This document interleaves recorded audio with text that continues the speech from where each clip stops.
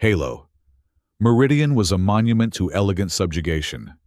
It hung in high orbit, a perfect silver ring built by Valaran hands, casting a thread-thin shadow across the ravaged and protected Earth below.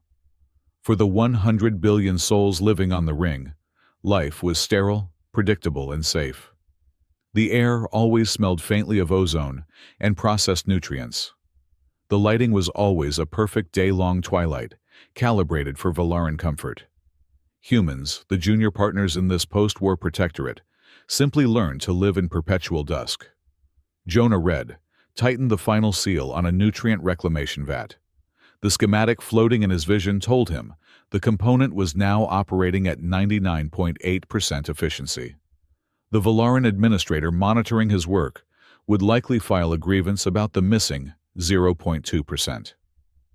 "She's sealed," Jonah said, his voice flat. He wiped synthetic grease from his hands onto a rag that had seen better decades. The administrator, a tall, painfully thin Valaran named Prax, consulted his data slate. His species looked like porcelain figures, stretched thin, all graceful limbs and iridescent skin that faintly shimmered with bioluminescent patterns. "The diagnostic shows a resonance flaw," engineer read. "The flow is turbulent." Jonah sighed, a quiet human sound that was lost in the hum of the recycler. "It's a food pipe, Prax, not a symphony orchestra. Turbulent means it's working. The sludge is sludging. People get fed." Prax's facial patterns shifted the Valaran equivalent of a deep frown. "The standard is harmony. Turbulence is the precursor to decay." "Right," Jonah packed his toolkit. "Then I'll bill you for pre-decay mitigation. Have a harmonious day." He left the administrator sputtering about protocols. Jonah moved through the utility corridors of Halo Meridian with the practiced invisibility of a man who wanted to be left alone. He was a systems engineer designation, 774, a cog in the great gleaming machine. It was a good cover.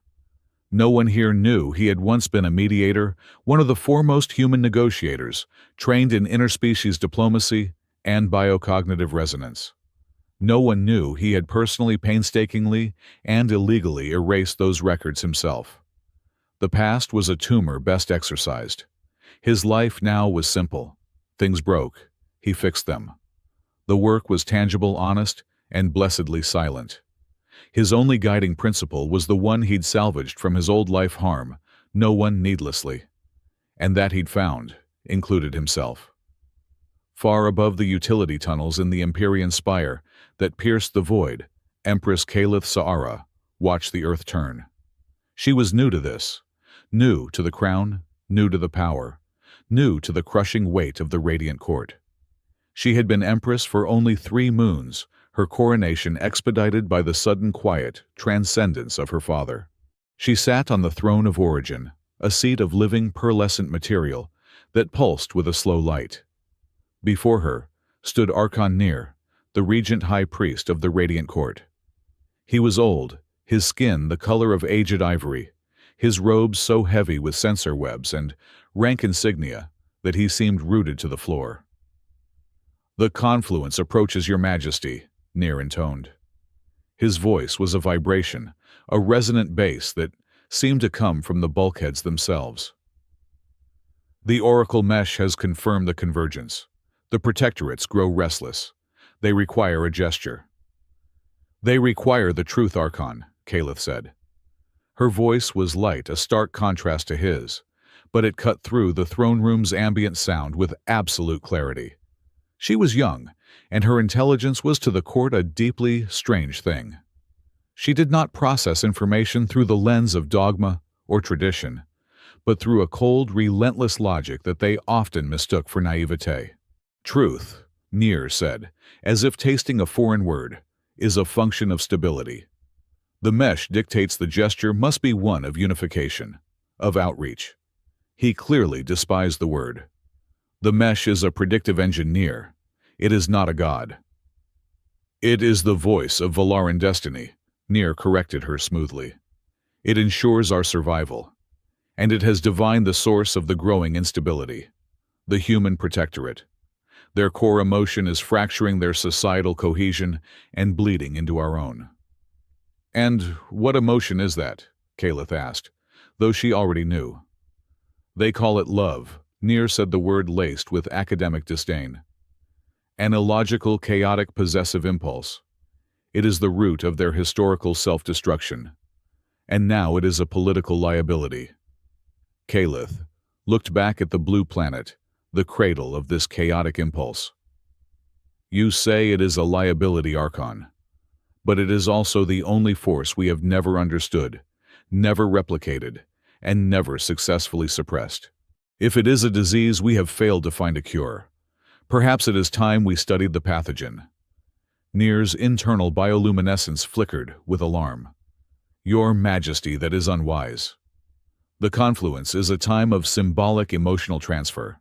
Caliph continued, ignoring him. The old way was to offer strength or wisdom to our subjects. It was a lie. We offered dominance and called it order.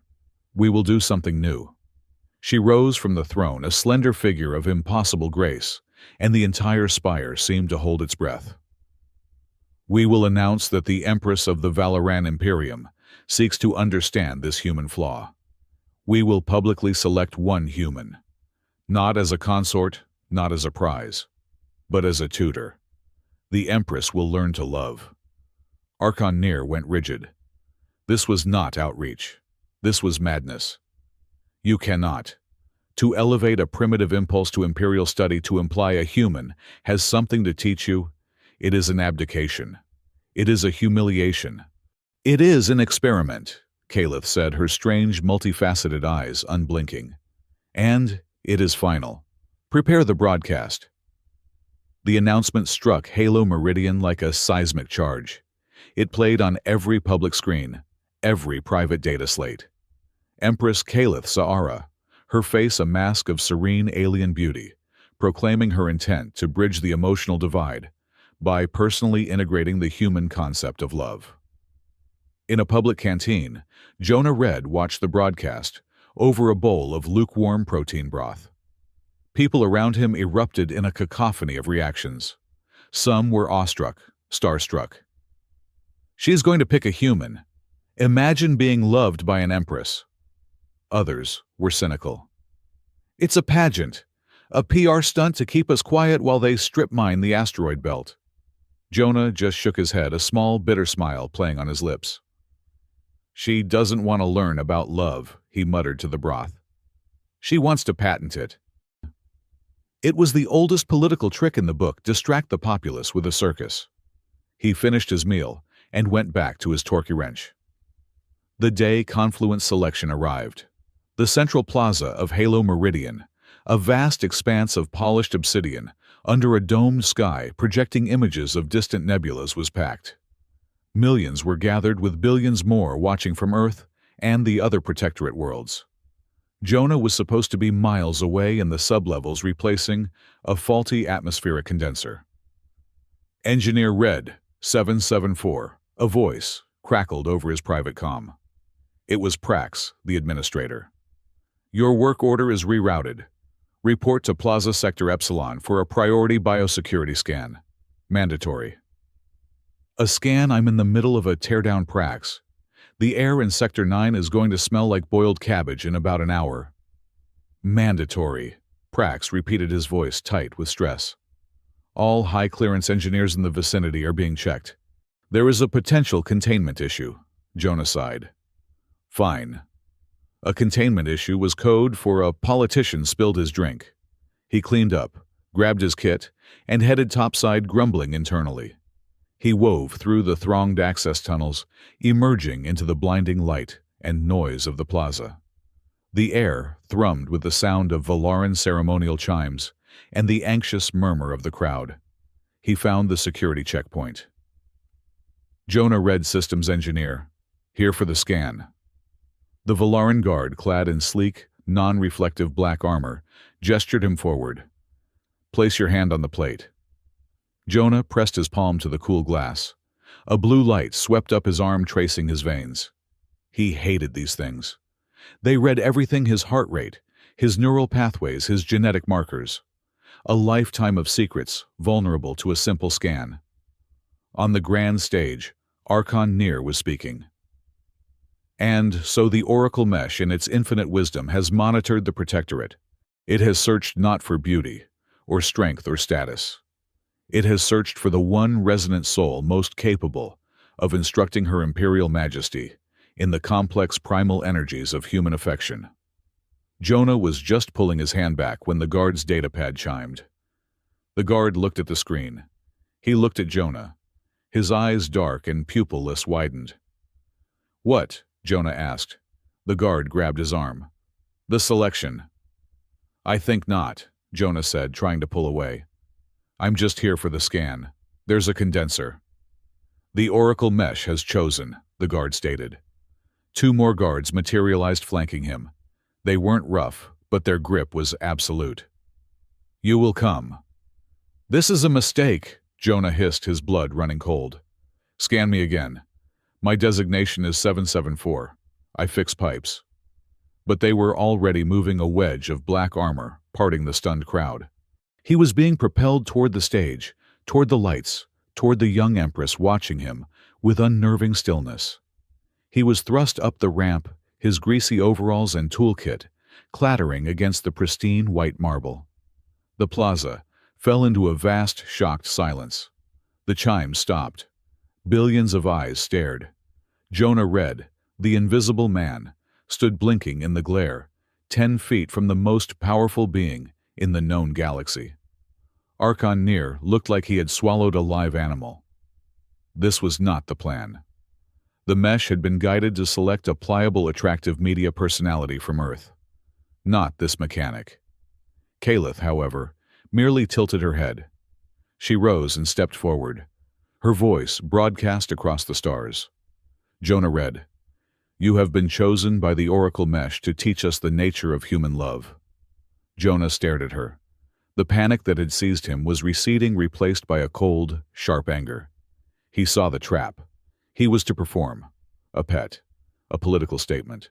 He saw his quiet life, his carefully constructed anonymity, dissolving under this galactic spotlight.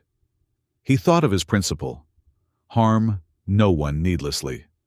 This was needless harm. To him, and to the billions of humans being sold this bill of goods. He unclipped his comm from his belt and held it up, his voice piggybacking on the Imperial broadcast. He did not see the Empress. He looked at the hovering camera drones. "I'm grateful for the nomination, Your Majesty." His voice was steady, clear, and carried a biting, respectful wryness. "But I must decline." A sound rippled through the cosmos. It was the sound of 100 billion jaws dropping. On stage, Archon Nir's faceplate of calm shattered. His skin flushed a deep, angry purple. "What did you say?" Nir's voice was a low growl vibrating with killing intent. Jonah finally turned his eyes to Kalith.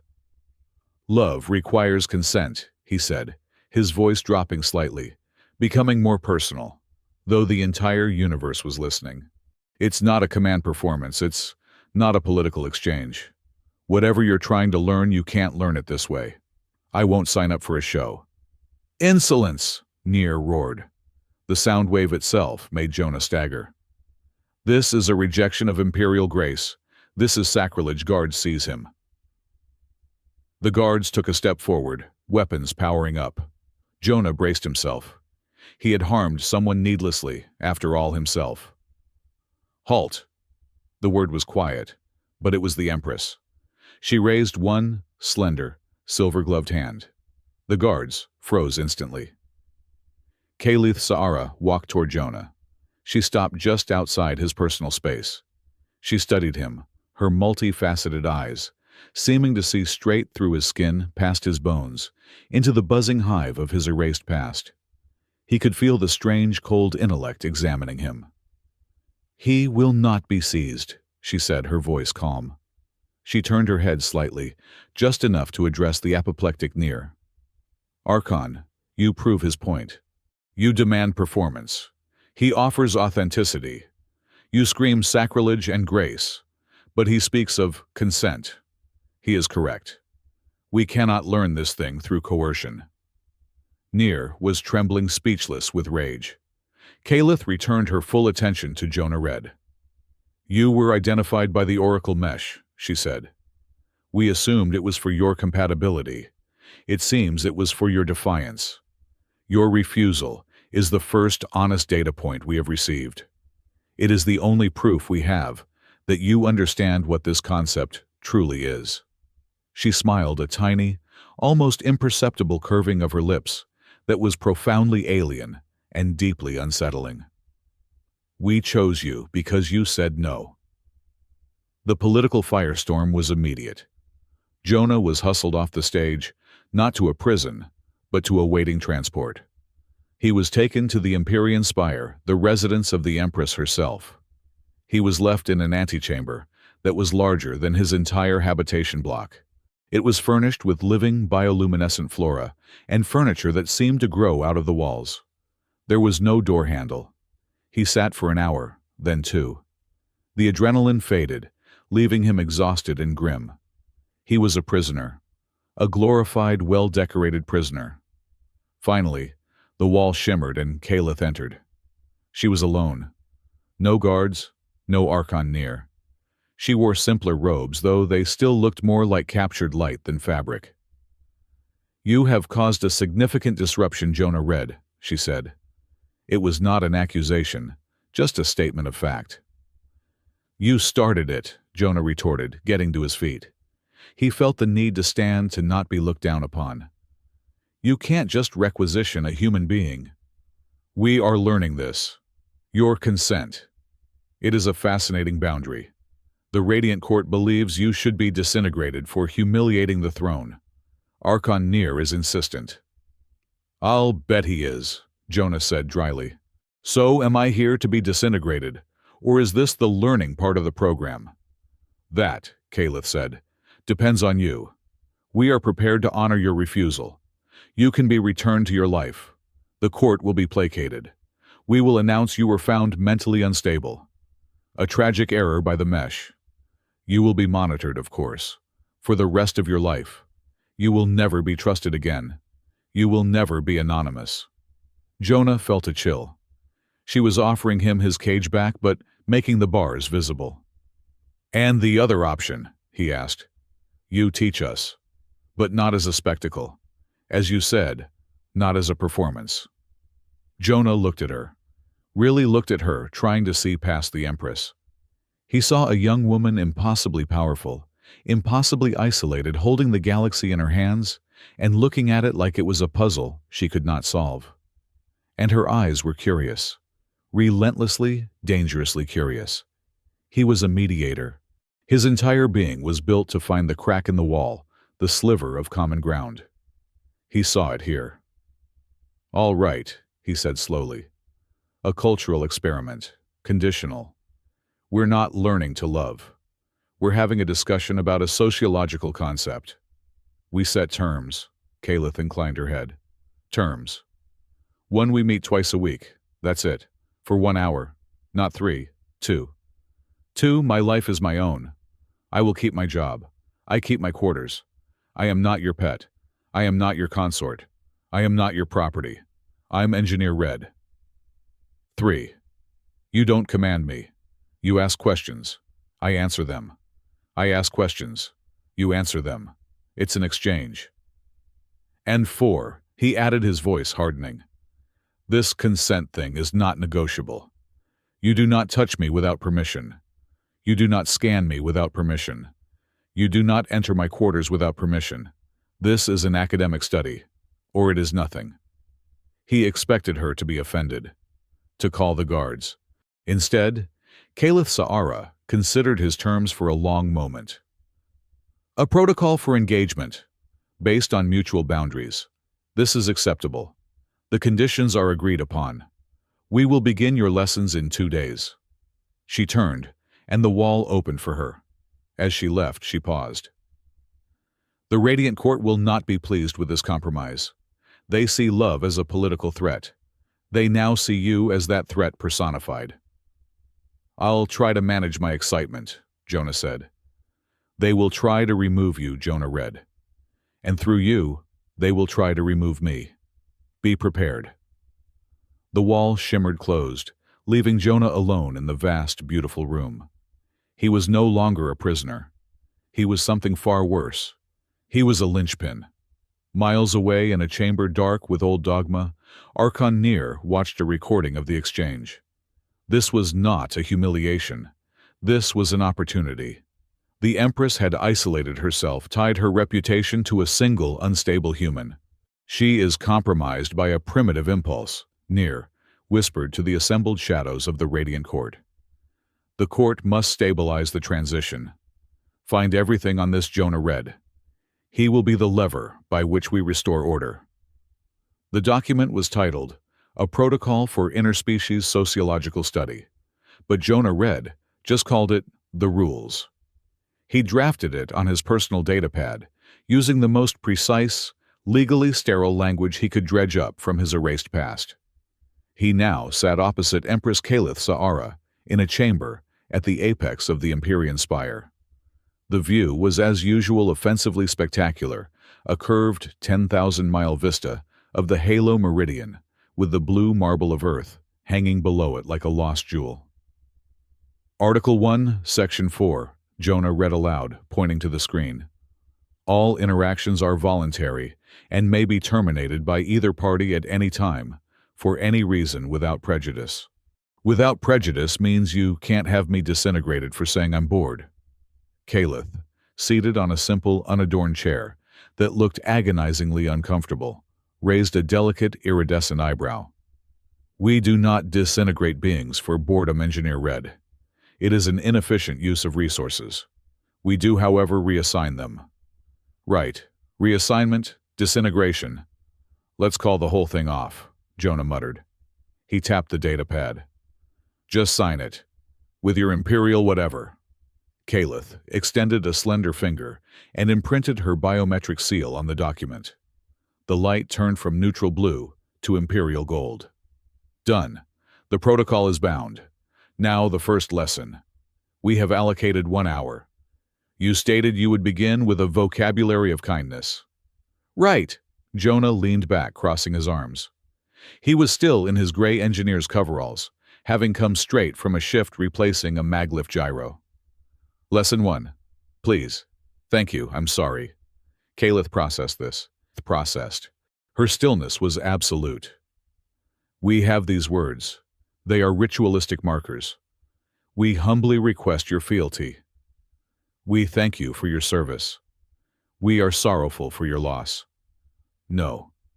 That's not what I mean, Jonah said, rubbing his temples. I'm not talking about ritual. I'm talking about transactions. Look, you are the Empress. You command. People obey. That's a one-way street. Kindness is a two-way street. He pointed at a flask of water on a nearby table. You want that water. How do you get it? We would gesture, she said, and an attendant would bring it. Right. Now try it with me. Kalith stared at him. You are not an attendant. Exactly. I'm a party to this protocol. I am not required to get you water. So if you want it, you have to acknowledge that I have the choice to say no. That's where please comes in. It's the verbal recognition of another person's autonomy. She was quiet for a long moment, her strange, multifaceted eyes analyzing him. You are describing a social lubricant for a species that requires constant validation of their individual worth. It is redundant. If we require water, it is logical that we should have it. It's not about the water, it's about the respect, Jonah countered, frustrated. And thank you is the second half. It's the acknowledgement that the other person chose to help you. It closes the loop. It says, I see your choice and I value it. And I'm sorry. Jonah's expression tightened. That one's the hardest. That's the one that says my actions had a negative consequence for you, and I am taking responsibility for that impact regardless of my intent. It's not a confession of failure. It's an admission of shared reality. Kalith looked down at her hands. The Valoran Imperium does not admit shared reality. We create it. This kindness you describe sounds like a system of interlocking apologies for existing. It is highly inefficient. It's also the only thing that stops people from murdering each other over a parking space, Jonah said. We're not going to solve love today. Your homework is to try and use one of them. Please, just once, on anyone, and see what happens. Homework. The Empress of 10,000 Suns tasted the word. Very well. We will attempt this. You are dismissed, Engineer Red. Jonah stood. See right there. That was a missed opportunity. He left her sitting alone in the enormous silent room, staring at the flask of water. Jonah's real life was in the grime and noise of the Meridian's lower decks. His habitation block was a shoebox, but it was his. His one friend on the station, Tessa Ward, was waiting for him at their usual meeting spot, a rattling, deafening ventilation hub, where the sheer decibel level of the fans made electronic surveillance impossible. Tessa was a whirlwind of nervous energy, her dark hair pulled back in a messy knot, her fingers stained with console ink. She was the best rogue coder on the Halo, an ethical hacker who made her living optimizing corporate systems while spending her nights poking holes in the Imperial ones. She punched him in the shoulder hard. So, tutor to the Empress. You're moving up in the world, Red. Fix any good pipes in the spire lately. Ow, it's not like that, Jonah said, rubbing his arm. It's a cultural exchange, and keep your voice down. We're inside a fusion-level air duct. I could scream the Radiant Court's tax codes, and no one would hear. A cultural exchange. Kalith points at you in a galactic broadcast, and you're calling it a book club. It's complicated. She's not what they say she is. Oh, I'll bet. Tessa's playful expression vanished, replaced by the sharp, focused look he knew well. That's why I called you. It's not just her. It's the whole system. Something is wrong with the Oracle mesh, Jonah. Really wrong. The mesh is always wrong, Jonah said. It's a glorified weather prediction model that Nier uses to justify his land grants. No, it's more than that. I've been monitoring its background processes ever since the confluence. She pulled up a flickering data schematic on her handheld, shielding it with her body. The mesh isn't just predicting public sentiment, Jonah. It's regulating it. Look at this. She pointed to a graph. 3 weeks ago, a labor dispute in the fabrication sector. Tensions were high. People were angry. The day before the strike, the mesh initiated a harmony protocol over that sector. Within 6 hours, nothing. The strike dissolved. People just stopped caring. They became apathetic. It's like a digital tranquilizer. Jonah frowned, leaning closer. That's crowd control. Standard Imperial playbook. It's not, though, Tessa insisted, her voice dropping. It's too precise. It's not just suppressing rage. It's suppressing everything. Look at the keyword trackers. Joy, communal feeling, spontaneous organization are all flat lines. They're not just stopping riots, Jonah. They're stopping connection. And this harmony protocol is running 24/7 at a low level across the whole human population. A cold dread settled in Jonah's stomach. Why, that's what I want to find out. But this is deep-level architecture, Imperial core stuff. I can't crack it alone. I need a key. You're on the inside now. You've got spire-level clearance. Jonah shook his head. Tessa, no. This is exactly what I can't do. I'm on a knife edge up there. They're watching every move I make. I'm a mechanic, remember? That's all I am. Tessa's eyes narrowed. You were never just a mechanic, Jonah. I've known you for 10 years. I've seen you handle people. I've seen you diffuse situations. You see things other people don't. Whatever you're running from, it's over. They pulled you onto the stage. You're in the game. That's what I'm afraid of, he said softly. The next lesson was in Kalith's private observatory. This time she was agitated. She had, as instructed, read the complete works of Shakespeare, the entire canon of Earth's romantic poets, and perplexingly, the full text of 17 pre-war divorce law textbooks. It is all contradictory, she announced, pacing in front of a star map. Your poets claim this love is a transcendent divine force. Your legal texts describe it as a temporary financial arrangement punishable by dissolution. Your dramatists depict it as a form of violent suicidal insanity. We cannot build a thesis from this data. It is flawed. That's because it's not data, Jonah said, sipping a cup of the scalding bitter tea he'd started bringing with him. It's testimony. It's what it feels like. You can't learn to swim by reading a book about water. Caliph stopped pacing and turned to him. The strange, cold curiosity in her eyes was overlaid with something else, frustration, and a deep, profound isolation. We cannot feel it, she said, her voice dropping to a near whisper. Jonah put his cup down. What do you mean, we mean, she said, speaking with precise clinical detachment, that our species processes emotion differently. The Valaran spectrum is deep, but narrow. We feel loyalty. We feel duty. We feel ecstasy in the presence of the divine mesh. We feel rage. We feel cold, clear purpose. But this chaotic interpersonal adhesive bond you call love, our mind has no receptor for it. It is like describing a new color to a being who sees only in monochrome. She looked away toward the stars. We have never felt it. Not for our father. Not for our people. Not for anyone. We are blank. An absence. Jonah was stunned into silence. This wasn't a political game. It wasn't a naive empress trying to understand her subjects. It was a confession. Why me? He finally asked. Why this whole spectacle? If you can't feel it, what's the point? Because the Radiant Court believes we can, she said. They believe our condition is a rumor, a weakness we must hide. They live in terror of this human pathogen. They built the oracle mesh to predict it, to contain it. But we believe their containment is what is causing the instability. They are squeezing a star, and they are surprised it is threatening to go nova. She met his gaze, and for the first time he saw not an empress, but a scientist in a cage. We chose you, Jonah read, because you were the only negative control in the entire experiment. In a world of beings programmed by the mesh, or driven by fear to offer us adulation, you were the only one who said no. Your refusal was the only pure, logical, unmanipulated data point we have ever received on the subject. You did not love us. You did not hate us. You simply refused us.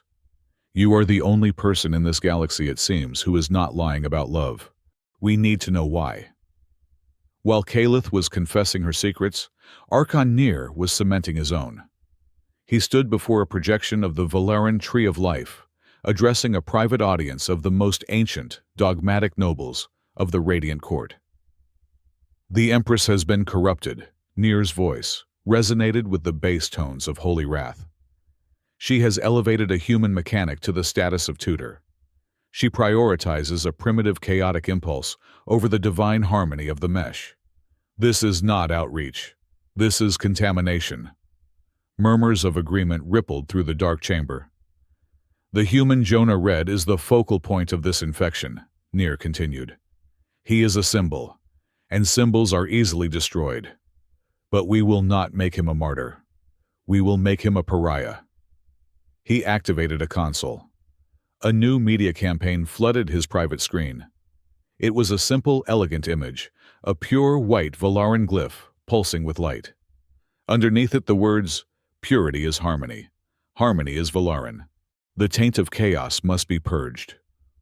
We will begin slowly, Nir said.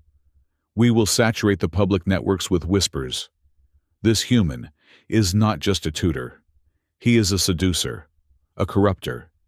He is using base human emotions to bend Her Majesty to Earth's will. We will fan the flames of purity. We will remind our people that humans are our wards, not our equals. The pure Valaran movement begins today. Let the people themselves cleanse the spire. The following week, Jonah felt the shift.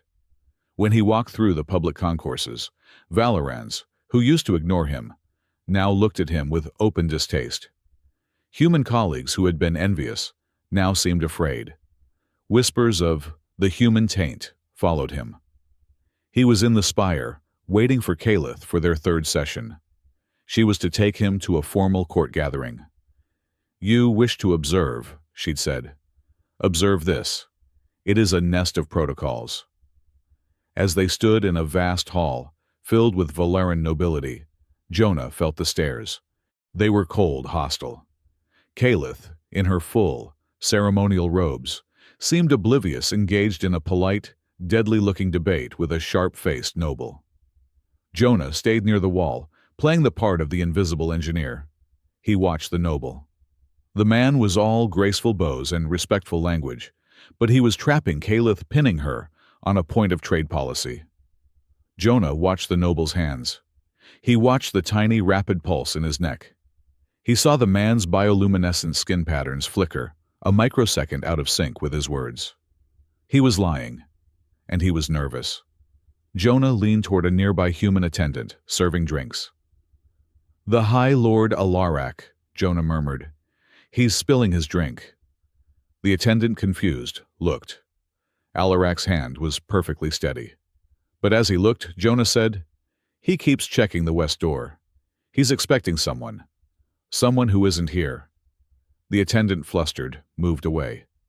But the seed was planted. The attendant murmured to another. A Valoran guard overheard. The guard's gaze drifted to the west door. High Lord Alarak noticed the shift in attention. He faltered. He too glanced at the west door, a flicker of pure, unadulterated panic.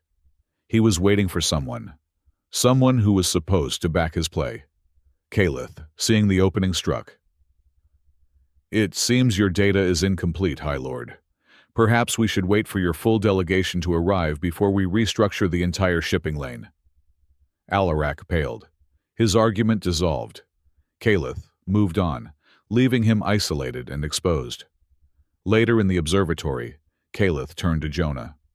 "You spoke to no one, yet you diverted the attention of the room and shattered Alarak's composure. How?" Jonah shrugged, dismantling a small broken data puck he'd found. He was nervous. His pulse was high. His skin patterns were off-key. He was bluffing, and he was afraid his backup wasn't going to show. "People are just biological machines. You learn to read the error codes." Caliph stared at him, her gaze piercing. "That is not the observation of a mechanic. That is the skill of a biocognitive specialist. A mediator." Jonah's hands froze. He slowly, deliberately put the data puck down. "I fix pipes. That's all." "We have read of such skills," Caliph said softly, as if to herself. "In the old redacted archives, from before the war, there was a project, a human project, trying to create a forced empathy protocol, to project human feeling into a non-human mind. They tested it on a captive, a Leviathan-class mind taken from the void." Jonah's blood turned to ice. He kept his face a perfect mask of disinterest. "The experiment was a catastrophic failure," Caliph continued. "It woke up the entity, as the file said. It drove it mad with sensations it could not process. It destroyed the station and 3 cruisers before being neutralized. The project was buried. The name of its chief architect was erased. They called him the first mediator." Jonah picked up his tea. His hand was rock steady. "Sounds like a ghost story, and a good reason to leave empathy to the poets." Caliph did not press, but as he left the spire, he knew she was no longer just suspicious. She was watching. He found Tessa in her nest, a cramped, overheated space behind a primary power conduit. She was vibrating with a mix of terror and triumph. "I got in, Jonah," she whispered, her eyes wide.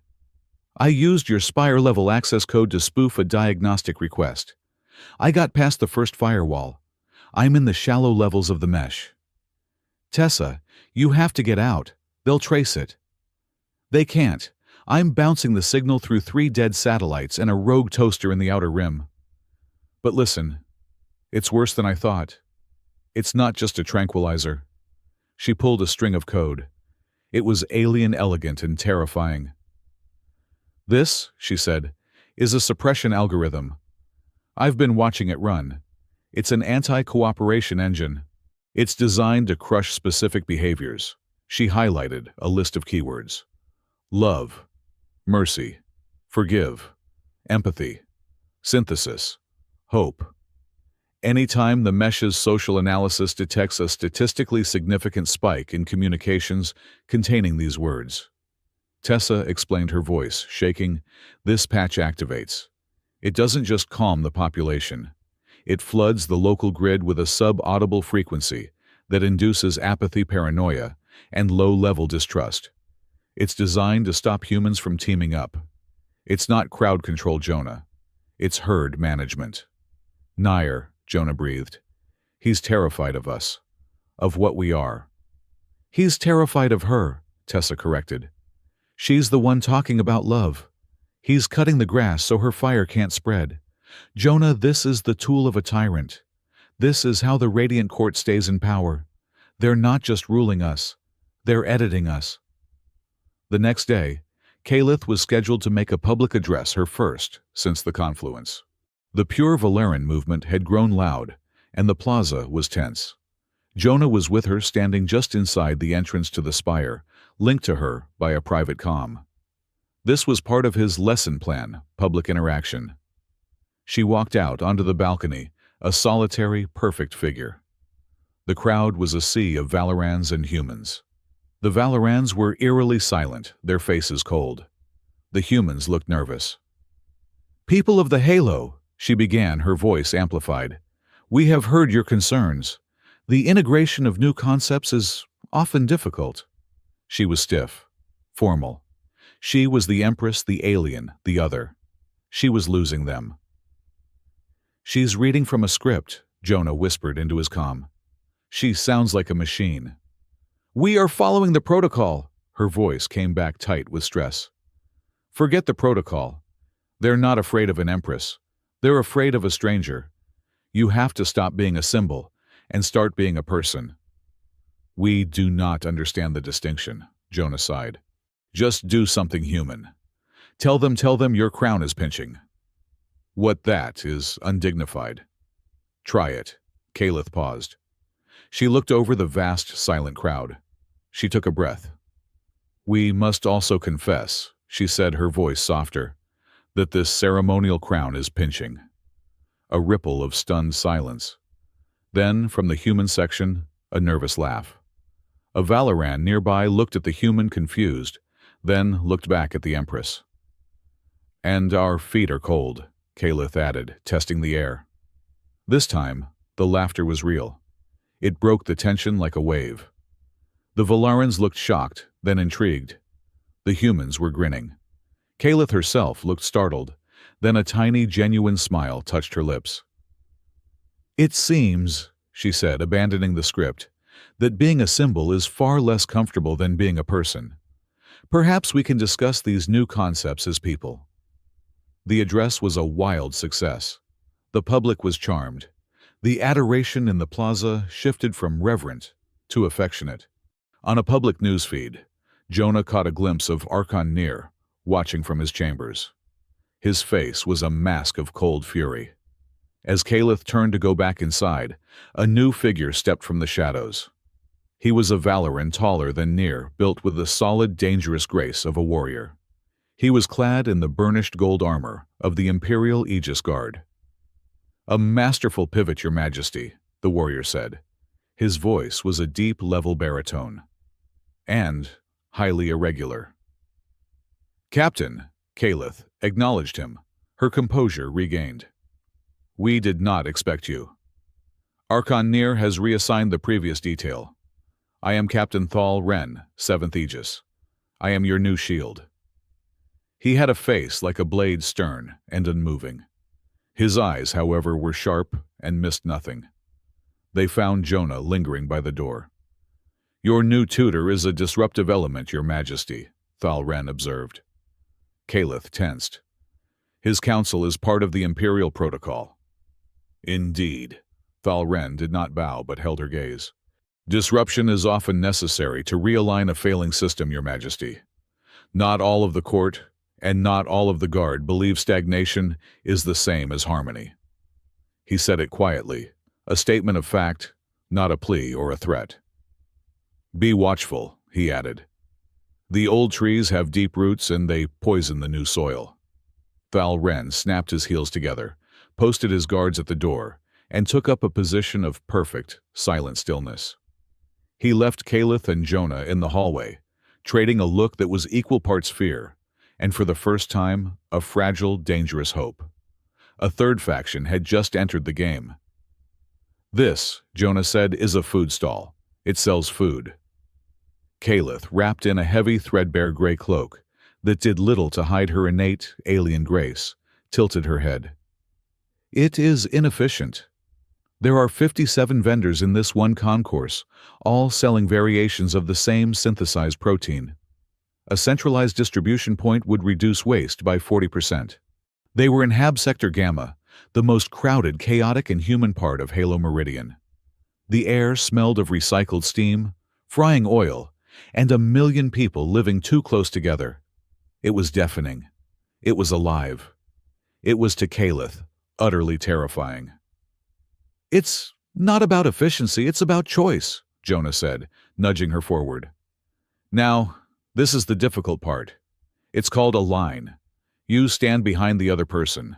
No, not on them. Give him some space. The man in front of them, a burly transport hauler, glanced back annoyed, and his eyes widened. He recognized Jonah. Hey, you're the guy, the one who told the Empress to fix her plumbing, yeah. Jonah cut in smoothly. Long story. Just want to get some noodles. The man looked at Caliph, who was staring with intense curiosity at a flashing neon sign advertising Crimson Spice Noodles. Your friend, my cousin Jonah, lied. She's from the outer colonies. I'm a little overwhelmed. Kai's noodles'll overwhelm her, the man chuckled. He uses the lava sauce. Good luck, cousin. It was their turn. A grizzled man at the stall, Kai yelled, What'll it be? 2 with the works, Jonah said. 1 lava, 1 mild. He held up his wristcom to the payment plate. Payment, Kai grunted. I just paid. Her, Kai said, jabbing a thumb at Caliph. She's an adult, ain't she? She pays her own way. Caliph looked at Jonah. Right, Jonah said, stepping back. Part of the cultural integration. Give him your payment chip. Caliph paused, then elegantly extended her hand. A standard-issue civilian payment chip was pressed into her palm. She held it out to Kai. Kai stared at her hand. You gonna tap the plate, Your Highness, or you want me to bow to it? You must tap, Jonah prompted. Caliph, her expression a perfect mask of confusion, tapped the plate. It chimed. See easy, Jonah said. Kai handed them 2 steaming bowls. Jonah passed the lava bowl to Caliph, taking the mild one for himself. They found a small sticky table in a noisy alcove. You now engage in consumption, Jonah said, picking up his chopsticks. Caliph mirrored him, her long, slender fingers, holding the chopsticks with unnatural, perfect precision. She lifted a cluster of noodles to her mouth, ingested them, and then went utterly, completely still. Her multifaceted eyes widened.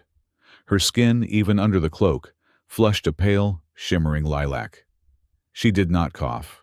She did not choke. She simply sat rigid as her internal biology presumably tried to classify the chemical assault. Ah, Jonah said. I think I may have given you the wrong bowl. Caliph raised one trembling finger. She looked at the bowl. She looked at Jonah. The lava sauce, she said, her voice a strained, high-pitched whisper. It is a form of ritualized agony. It's an acquired taste, Jonah said, trying and failing to hide his smile. Here, he slid his mild bowl over. Lesson 2. Choice sometimes means choosing the thing that doesn't melt your tongue. She took a long, slow sip of water. Humanity, she finally said, her voice hoarse, is a very spicy species. Later, walking through a transport tunnel, the chaotic energy of the market faded behind them. Caliph had her hood drawn, but she was no longer looking at the stalls. She was looking inward. We do not understand, she said quietly. The line, the payment, the agony sauce. It is all based on voluntary discomfort, on small, inefficient, painful traditions.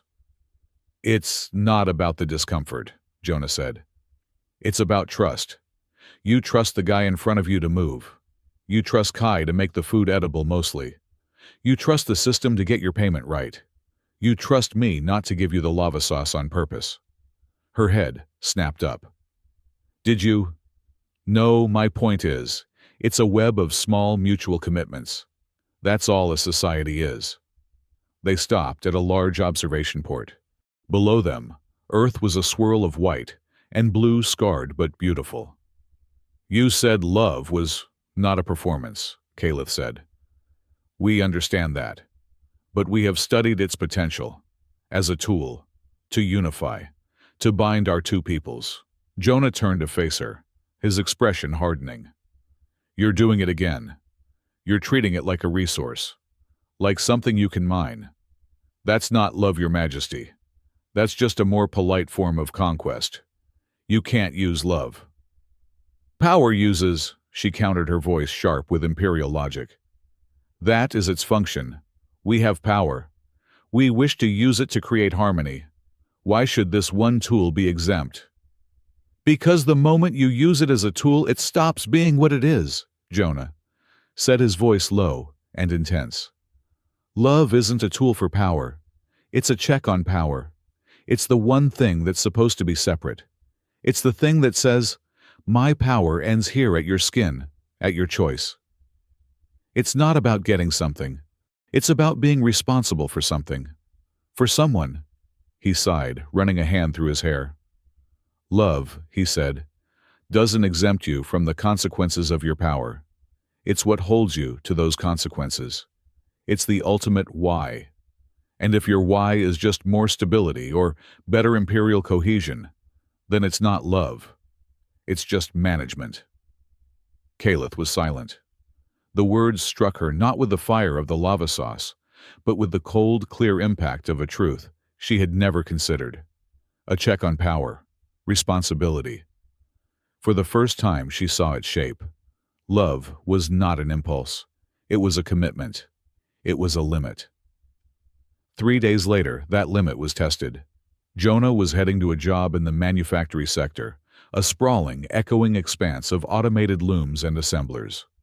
He was already running late. His comm buzzed with an alert from Tessa, but it was just a coded all-clear message. He was about to enter the main concourse when he noticed the silence. The looms had stopped. The normally bustling plaza was full, but it was quiet. A crowd of several hundred Valaran workers stood in a silent, ominous semicircle. In the center, a human family, a father, a mother, a small child was pressed against a bulkhead. They were terrified. The taint, Valaran whispered, and the whisper was picked up and amplified by the concourse's acoustics. The human taint. Here, Jonah looked up. The public screens, which normally showed production quotas, were displaying the pure Valaran symbol, the pulsing white glyph. Near. He's using the mesh, Jonah breathed. He's triggered the harmony protocol but inverted it. He's weaponized it. He could feel it in the air, a low sub-audible thrum that made his teeth ache. It wasn't just suppressing emotion. It was focusing it. It was amplifying paranoia, distrust, and a cold, righteous anger. The crowd took a step forward. The human father pushed his child behind him. Jonah looked for security. There was none. They had been reassigned. This was a soft assassination. A spontaneous, tragic, and entirely deniable public lynching designed to prove that human Valaran coexistence was impossible. "Hey!" Jonah shouted, exiting the hallway. The crowd turned their faces passive, their iridescent skin patterns pulsing with the same, slow, unified rhythm. It was the scariest thing Jonah had ever seen. "Leave them alone," Jonah said, walking slowly into the plaza. "He is the one," Valaran said, his voice flat without passion. "The vector, the human taint." The crowd's attention shifted from the family to him. The semicircle reformed its focus now. Jonah. This was the plan. To get him. Right, Jonah said, his mind racing. The taint. Very messy. He needed to break the rhythm, break the mesh's hold. He spotted a small Valoran child at the edge of the crowd, a little girl who had dropped her data slate. Just as the crowd surged, a plasma conduit on the wall above them, overstressed by the mesh's power draw, sputtered. It arced, then exploded, showering the plaza in non-lethal but terrifying sparks and superheated steam. The crowd panicked. The mesh's cold, focused anger shattered, replaced by raw animal fear. They scrambled, pushing and shoving.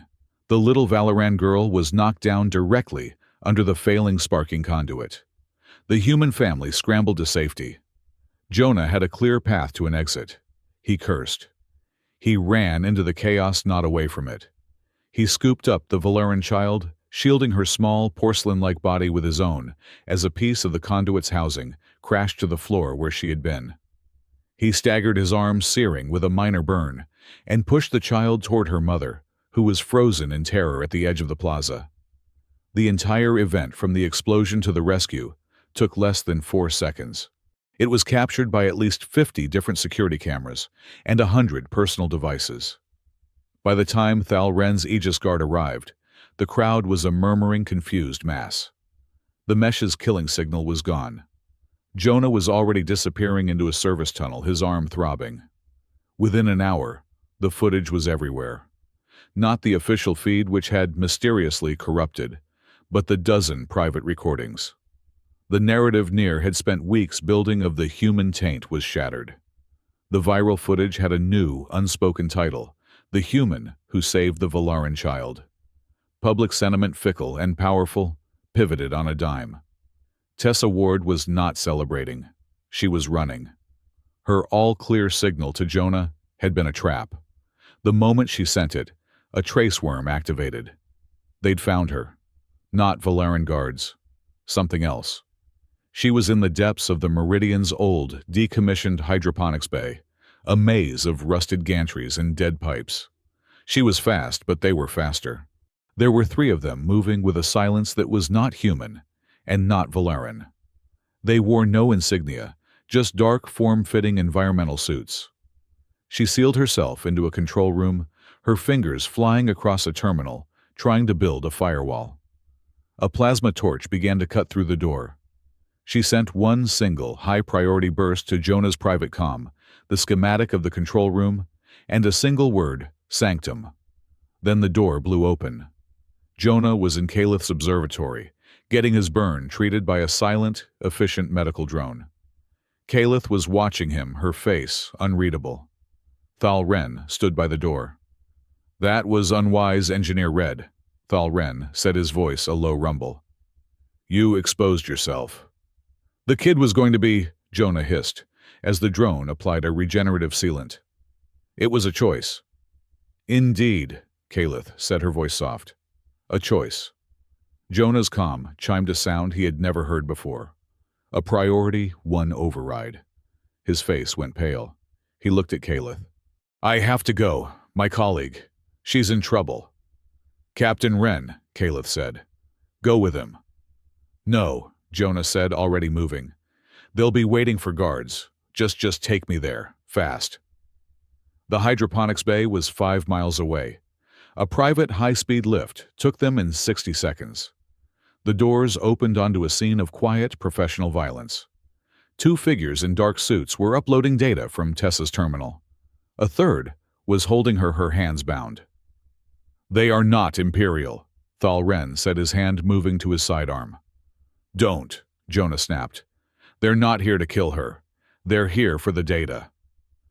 The third figure turned, pulling Tessa with him. He leveled a weapon at Jonah. "The asset is compromised.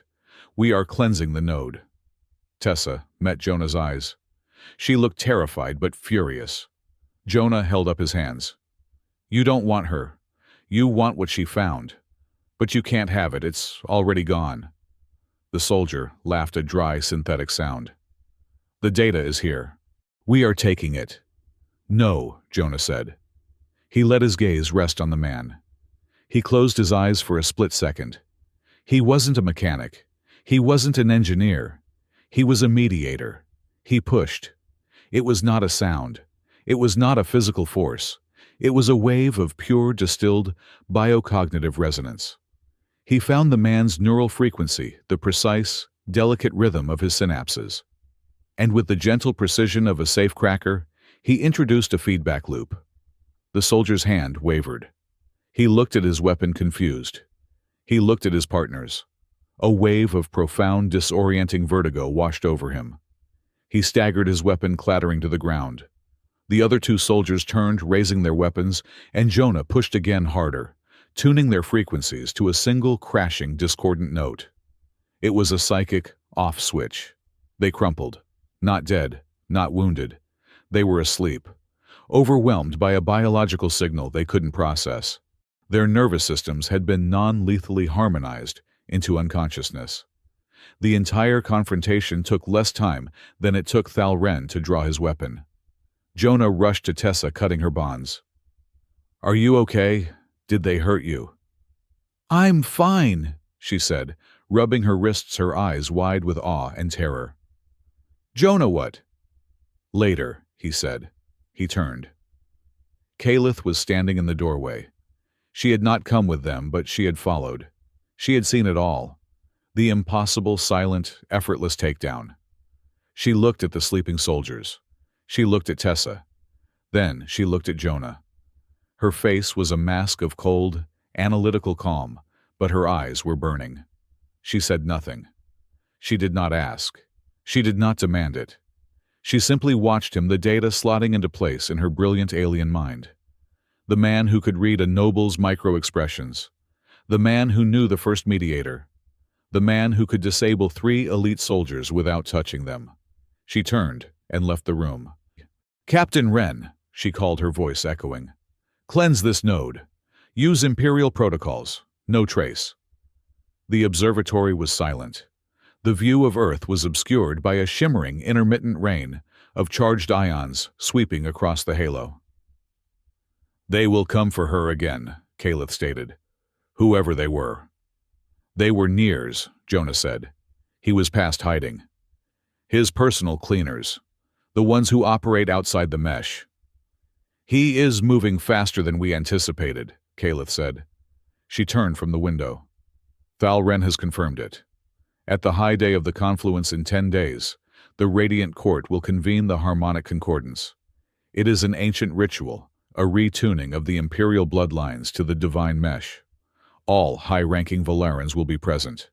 They will all be connected." Jonah's blood ran cold.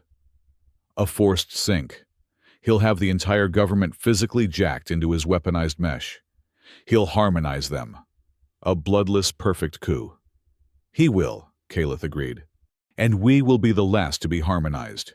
A public display of unity. We will walk to the dais, and we will be edited. We will become the puppet he desires." The silence in the room stretched. The only sound was the faint hiss of the ion rain against the viewport. Kalith looked small. For the first time, she looked afraid. We are a logical being," Jonah read. "We do not process fear as you do, but we calculate a 98.7% probability of failure, of ourself being extinguished." Jonah looked at her, this strange, brilliant, cold woman who was trying to understand the lava sauce of human emotion. He saw the scientist in the cage, and the cage door was closing. "I'm afraid too," he admitted, his voice barely a whisper. She looked at him, surprised. "Of Nier." "Of me," Jonah said. He looked at his hands, the hands that fixed pipes, the hands that had just switched 3 people off. "Of what I am. What I have to become again to stop him. I buried that man for a reason, Kalith." She took a step closer. Not a step of Imperial command, but a tentative, uncertain move. "The first mediator." "Yes." They stood inches apart, separated by a gulf of species, power, and secrets. She was the Empress of the galaxy, and he was her only broken shield. "The rules of our protocol," Jonah said, his voice rough. "Article 1. Termination of the agreement. You should run. Take a ship. Go to the outer colonies. Vanish. Let Nier have his ring. Live. We cannot, she said simply. Power is not a tool. It is, as you said, a responsibility. We are responsible for our people. We will not run. Then he'll extinguish you. Yes, that is the probable outcome. Jonah looked at her impossible, terrified bravery. The last barrier of his anonymity, the wall he had built around his heart for a decade, finally cracked. He still kept his distance. He did not touch her. His promise was more important than that. No, he said. He won't. I won't let him. I can't protect the Empress. I don't know how. That's not my world. But I can protect you, as a person, protecting another person, because it's the right thing to do. Calith's eyes searched for him. She, who could not process love, could clearly process commitment. She saw the limit. She saw the bond. Before she could speak, a public channel blared to life on the wall screen. It was Archon Nier, his face, a mask of solemn, holy grief. My people, Nier intoned, it is with a heavy heart that we must address a grave threat. The Radiant Court has irrefutable proof that the human Jonah Red is not a tutor. He is an agent, a spy, a deep-cover operative sent by rogue human elements to destabilize the Imperium from within. He has used his base human wiles to infiltrate the trust of our beloved Empress. Footage appeared. Jonah in the plaza. Jonah outside the spire. Jonah walking with Calith in the concourse. All of it was recontextualized. Intimidation. Infiltration. Control. He is a threat to our harmony, Nier declared. And he will be brought to justice. The feed cut. He's framing me, Jonah said, numb. He's cutting me off, discrediting me before I can expose him. Calith was already at her console. She activated her own emergency broadcast, her face hardening from person back into Empress. Her image appeared on every screen in Halo. This is your Empress, she said, her voice like steel. The accusations made by Archon Nier are false. They are a political fabrication. Engineer Red is under our personal Imperial protection. He is not a spy. He is a friend, an advisor. She took a breath. An attack on him is an attack on us. We stand with him. We stand with the truth.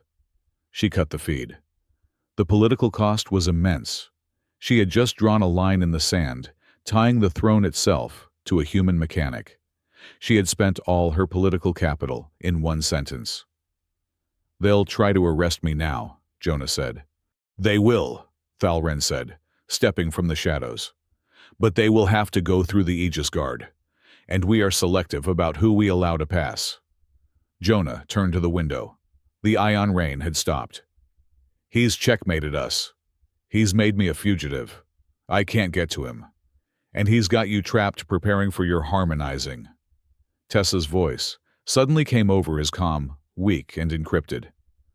Jonah, I'm safe, in a new hole. But that word, the one I sent you, sanctum. What about it? Jonah asked, his mind racing. It's not just a word. It's a place, a physical location. It's the core, Jonah. It's the central hub for the entire Oracle mesh. It's Nier's brain. It's in the deep-level zero-gravity maintenance shaft, right beneath the Confluence Plaza. Jonah looked at Calith. He looked at Thalren. He saw the pieces click into place. The ritual, the coup, the physical location of the weapon. He's going to harmonize the entire government, Jonah said, a new, cold resolve in his voice. And he's going to do it from the room right underneath their feet. He looked at Calith. You can't stop him from the throne. No, she said. Then I'm not going to try and fight him on his terms. He turned to the wall, pulling up a schematic of the Halo's core. He's made me a spy. He's made me a ghost. Fine. He looked at Calith, the promise he'd made settling in his heart. I will protect you. The night of the confluence, Jonah said. While Nier is harmonizing his government, I'm going to be in the room below. I'm going into the sanctum, and I'm going to pull the plug. You cannot, Thalren said. It is the most secure location on the Halo. It is guarded by sentinels, AI, not tunable men. I know, Jonah said. He looked at his hands, no longer seeing a mechanic. He saw the first mediator. I'm not going to fight them. I'm going to talk to them. I designed the original protocols they're based on. It's time to remind them what consent really means. The Halo Meridian was a river of light. The confluence had begun. From Earth, the ring looked like a solid, flawless band of diamond, brighter than any star.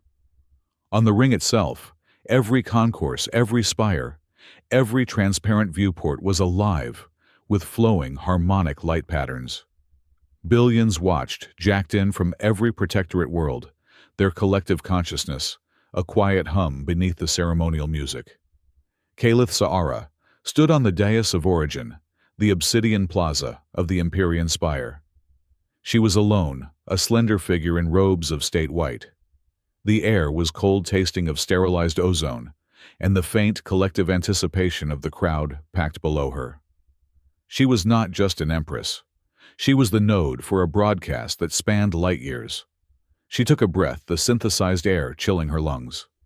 She was to deliver the speech she had written with Jonah, not a speech of divine right or imperial power, but a new thesis, a proposal for interspecies empathy. People of the Imperium, she began, her voice, clear, amplified by the spire itself. For 10,000 years we have sought harmony. We have sought it through order, through strength, through the wisdom of the mesh. Deep beneath her feet in the zero-gravity, deafening core of the Halo, Jonah Red and Tessa Ward were cutting through the final access conduit. "He's running so much power to the plaza," Tessa yelled over the roar of the core, her voice tinny in his calm. "That all the deep-level internal security is on brownout. We're in." The conduit panel hissed open. They pulled themselves through into a vast, dark sphere. The sanctum. At its center pulsed a sphere of captured light, the physical, quantum-entangled core of the oracle mesh. "Okay," Tessa whispered, tethering her console to a data port. "We're at the first firewall, the big one, the sentinel. Above us," Kalith continued, her voice gaining warmth, "we built a symbol of our protection. But a ring can also be a cage." A murmur went through the crowd. This was not the standard script. On his throne, set higher than Kalith's dais, Archon Nir watched, his face a mask of serene patience. He waited for her to weave her own noose.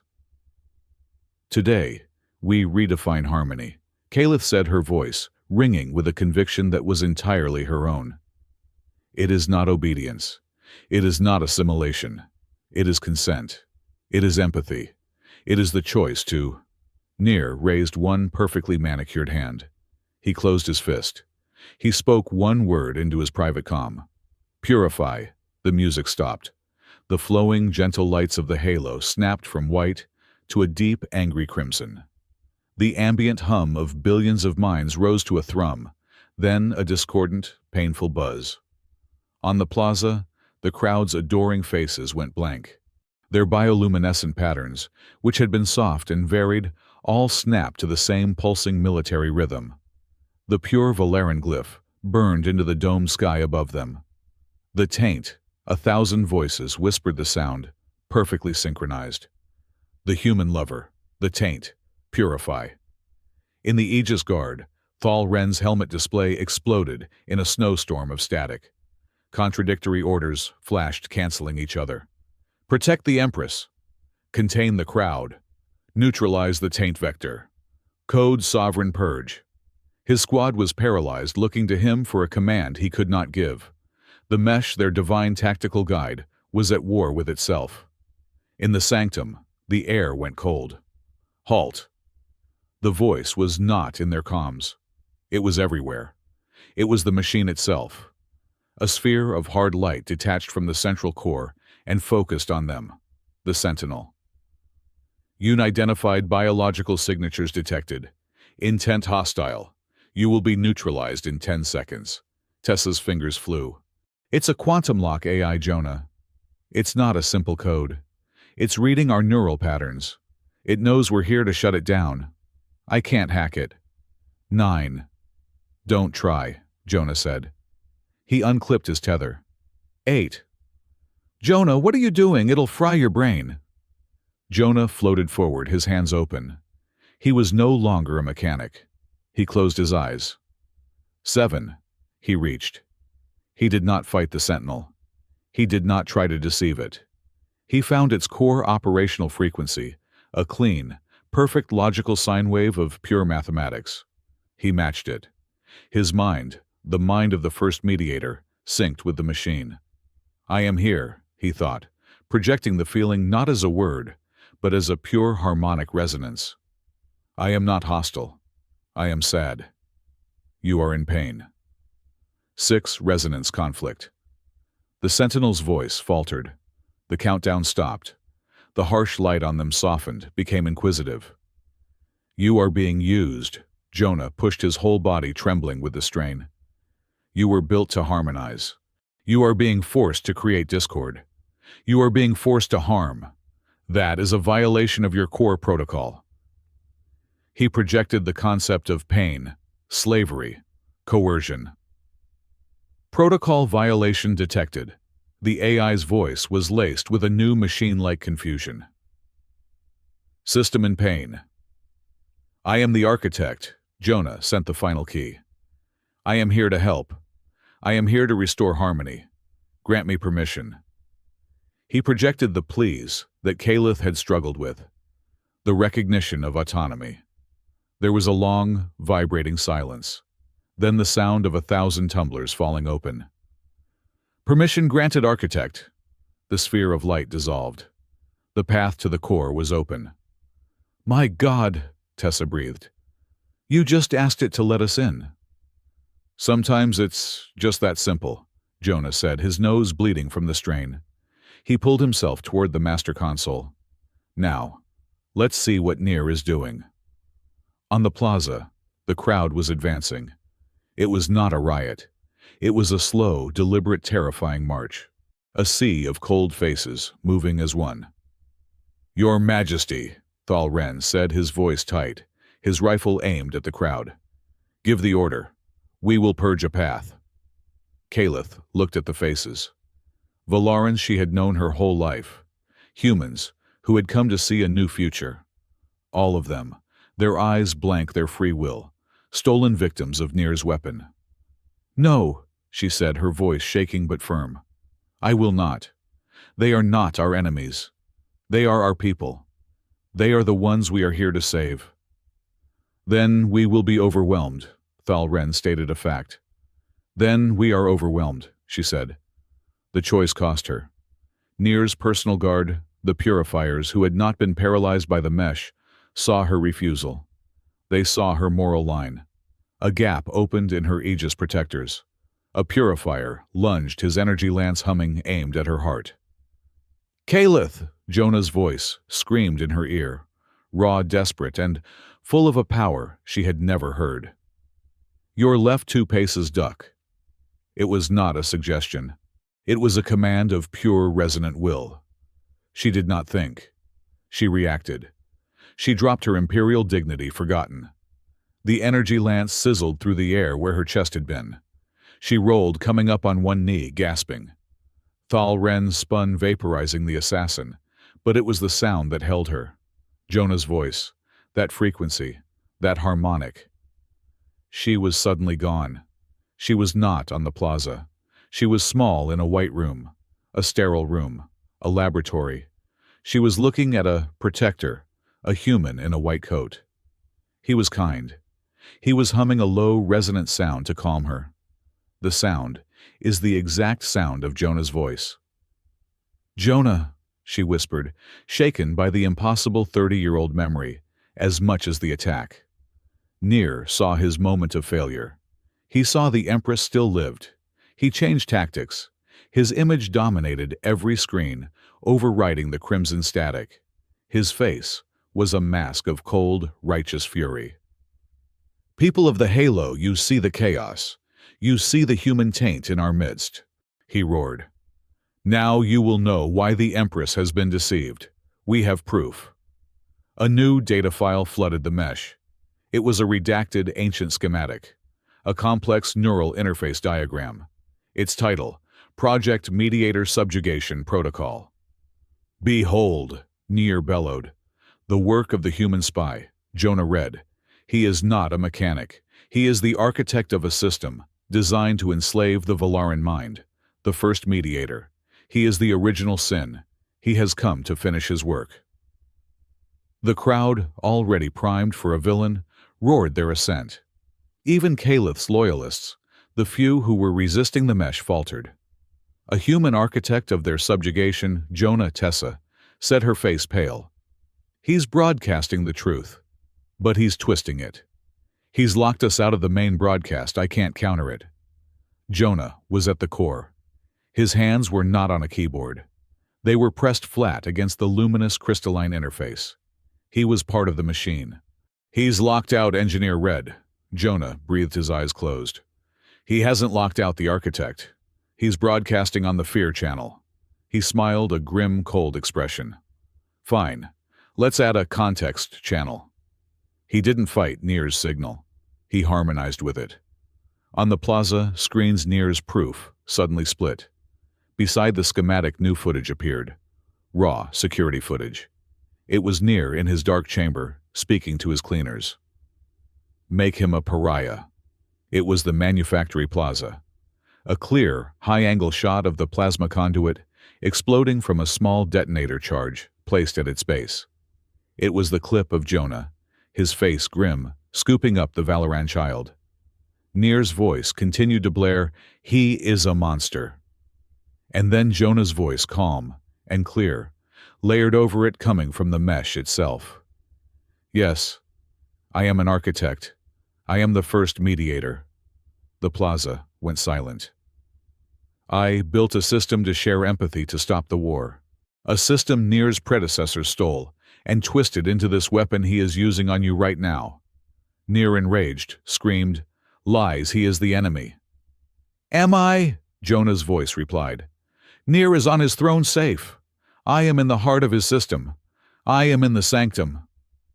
On every map of the halo, a single red light began to pulse, deep in the core, right beneath their feet. He has taken your Empress. He has taken your minds. He is holding a blade to the entire government, and he is right here. Jonah took a breath and made his final move. He diverted all of Nier's control signals, every trace, every purify command, and routed them back to his own terminal. I'm the one in the machine, Nier, Jonah's voice boomed. I'm the one he's afraid of. Forget the Empress. Come and get me. I am the human taint. I am right here. It was a perfect gamble. He had taken the blame. He had painted a target on the sanctum, drawing all fire away from Calith, giving her the precious seconds she needed. Seize him! Nier shrieked, his composure shattering. He is in the core seal. The core, destroy it and kill the Empress. Kill her now, he pointed at Calith. Thal Ren, that is your final order. Execute the taint. Thal Ren stood between Nier and Calith. The plaza was a sea of confused, angry, and now wavering people. The truth broadcast had shattered their unity. Thal Ren looked at his terrified Empress. He looked at the screaming, purple-faced Archon. He looked at the chaos Nier had unleashed. He slowly, deliberately raised his heavy-gauge plasma rifle and aimed it point-blank at Archon Nier. My order, Archon, Thal Ren's voice boomed, cutting through the square, is to protect the Empress and the truth. He fired. A personal shield flared, protecting Nier, but the blast sent the High Priest sprawling from his throne. Aegis 7, Thal Ren roared. Reformist Cell, defend the Empress. Secure the traitor Nar. All around the plaza, a full third of the Aegis Guard spun their armor lights, flashing from imperial gold to a new defiant blue. They opened fire, not on the crowd, but on Nier's purifiers.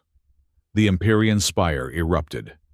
The coup was no secret anymore. It was a civil war, and the first shot had just been fired at the foot of the throne. Plasma fire ripped the serenity of the Empyrean spire to shreds. The plaza had become a nightmare of conflicting orders. Thal Ren's reformist Aegis Guard, his blue cell, formed a hard light shield wall around the dais, exchanging disciplined, brutal bursts of fire with Nir's crimson armored purifiers. The crowd was the real victim.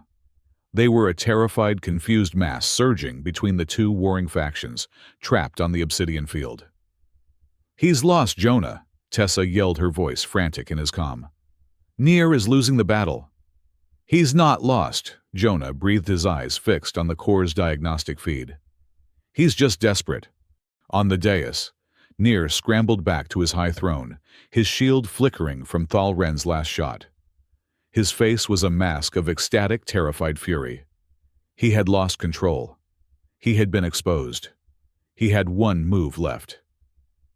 "If they will not have harmony," he screamed, his voice breaking, "they will have glory." His fist slammed on a hidden panel. He activated the glory formula. It was not a subtle shift. The crimson light that bathed the plaza did not just flicker. It ignited. The background thrum of the mesh became a single, soaring, ear-splitting chord. The terror and confusion in the crowd was not calmed. It was overwritten. A new, singular, ecstatic purpose flooded their minds. They were no longer victims. They were martyrs. They were the righteous hand of a glorious divine purge. "My God," Tessa whispered, watching her social cohesion graphs flatline and spike into a single terrifying monolith. "He's not controlling them, Jonah. He's burning them. He's activated a mass suicide protocol. He's turning them into a wave of fanatics to drown Thal Ren's soldiers." The crowd turned. As one, thousands of Valarans and humans, their faces blank with divine suicidal purpose, began to march unarmed directly into the plasma fire. They were a human shield, a wave of bodies meant to overwhelm the Aegis Guard through sheer fanatical attrition. "He's using them as a weapon," Jonah said, his voice cold, with a rage that went beyond emotion. He saw Nir's logic. He saw the atrocity. He cut his channel open, seizing the entire compromised network. His voice, the voice of the architect, boomed over the plaza, cutting through the soaring, terrible music of the glory formula. "My name is Jonah Red. I am the first mediator." The wave of fanatics faltered. The sound of his voice, the one that had broken the first purify command, was a moment of dissonance in their ecstatic trance. "I built the system that Nir is using to kill you. He told you it was a weapon of subjugation. He lied." Jonah's hands were on the core. He was not just broadcasting. He was communing. "I built it to stop war. I built it to take the pain of a dying soldier on a battlefield and feed it to the generals in their bunkers. I built it to take the grief of a mother who lost her child and force the politicians who sent him to war to feel it. It was not a hammer. It was a mirror. And they were afraid of what they saw." The crowd was slowing.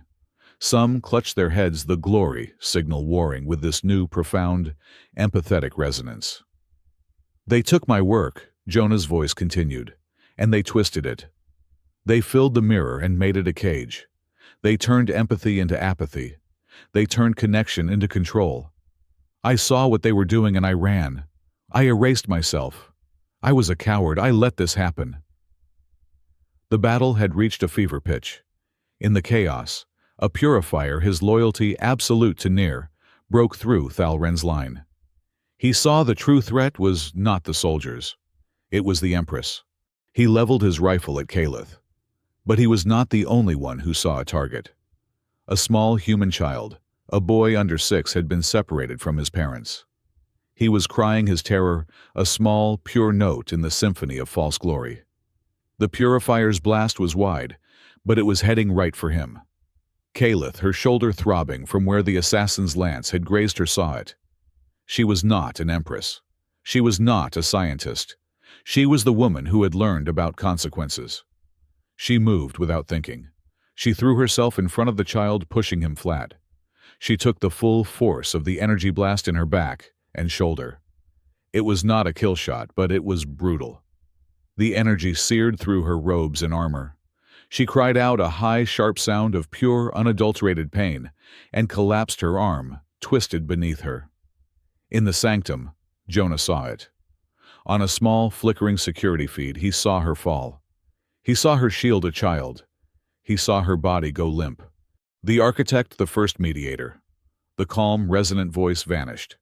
It was just Jonah. And the woman Tessa, he said, his voice choking dead. "Jonah, she's—" "Shut it down." Tessa's head snapped around. "What shut what down? I'm trying to patch his confession." "Not patch. Not reboot." Jonah's voice was terrible quiet. "Shut it down. The entire regional mesh. A hard kill. Blackout." "Jonah, I can't." Tessa was horrified. "That's not just the signal. That's life support for 10 sectors. That's navigation. That's the air. It will be total catastrophic chaos, billions." "It is already chaos," he roared, slamming his fist on the console. "He is using the network to kill her. To kill all of them. He is burning them alive in their own minds. I will not let him. I'd rather have chaos. I'd rather have the truth. Save her. Save them. Shut it down. Now." Tessa looked at his face, tears of rage and fear. She looked at the diagnostics, at the thousands of minds being driven to suicidal fanaticism. She looked at Calith's unmoving form. She nodded. Her hands flew not as a hacker, but as an executioner. She bypassed 17 failsafes and slammed her hand on the master physical disconnect. The effect was not gradual. It was absolute. On the plaza, the soaring, terrible music of the glory formula stopped. The crimson, burning light of the sky vanished. The thrumming, mind-altering frequency that had guided Valaran civilization for a century was gone. The halo meridian was plunged into pitch-blackness silence and the cold, sudden, horrifying shock of stellar vacuum. For a long, terrible second, there was no sound. Then there was. A collective, unified groan. A billion minds suddenly ripped from a state of ecstatic, divine purpose and thrown back into their own terrified, freezing, and painfully sober skulls. The glory was gone, leaving a psychic hangover of unimaginable proportions. People moaned, wept, and collapsed, their nervous systems shattered. The civil war had stopped because no one could see, and everyone was suddenly terribly themselves again. Jonah opened a private hardline comm. A single, point-to-point laser link. "Calith. Calith, can you hear me?" A hiss of static, then a weak, pain-filled groan. "Jonah." He slumped his knees, buckling in the zero gravity, his tethers catching him. "Yes, it's me. I did it. It's dark. I know." "It's cold," she whispered. Her voice was thin. "I know. Emergency power will kick in, but it'll be messy. Can you move your arm? Your back?" "I think so. It hurts." "The child—" "He's safe. He's fine. You saved him," Jonah said, his voice thick. He was pulling up a Spire internal map, pinpointing her location. "Val Wren. His signature is 20 paces to your right. Crawl. Crawl toward him. He'll have a light." "You shut it down," she whispered, her voice full of a strange awe. "You shut down the sky." "It was killing you," he said simply. "Calith, listen to me. We're not safe yet. Nier is still out there." "I know. If we get out of this," he said, the words tearing out of him. "If we live. Yes. No more Empress. No more mechanics. No more protocol. Just us. We start again, as equals. No secrets. No cages." He could hear her breathing a painful, ragged sound in the darkness. "No secrets, Jonah," she whispered. "A promise." "Good," he said, his voice shaking. "Now move. Go."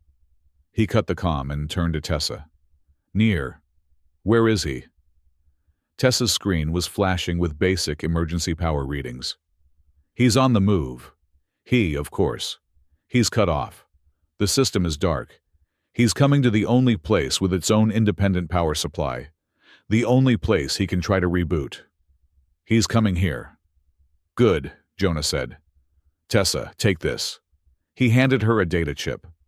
Everything I recorded. Nayar's orders. The truth about the Mediator Project. Get it to Thalren. Use the egress conduit 7. Go. I'm not leaving you. Yes, you are, he said, his voice gentle but absolute. This is my fight. It's my mess. I started this long ago. I have to be the one to finish it. Now go. That is an order, please.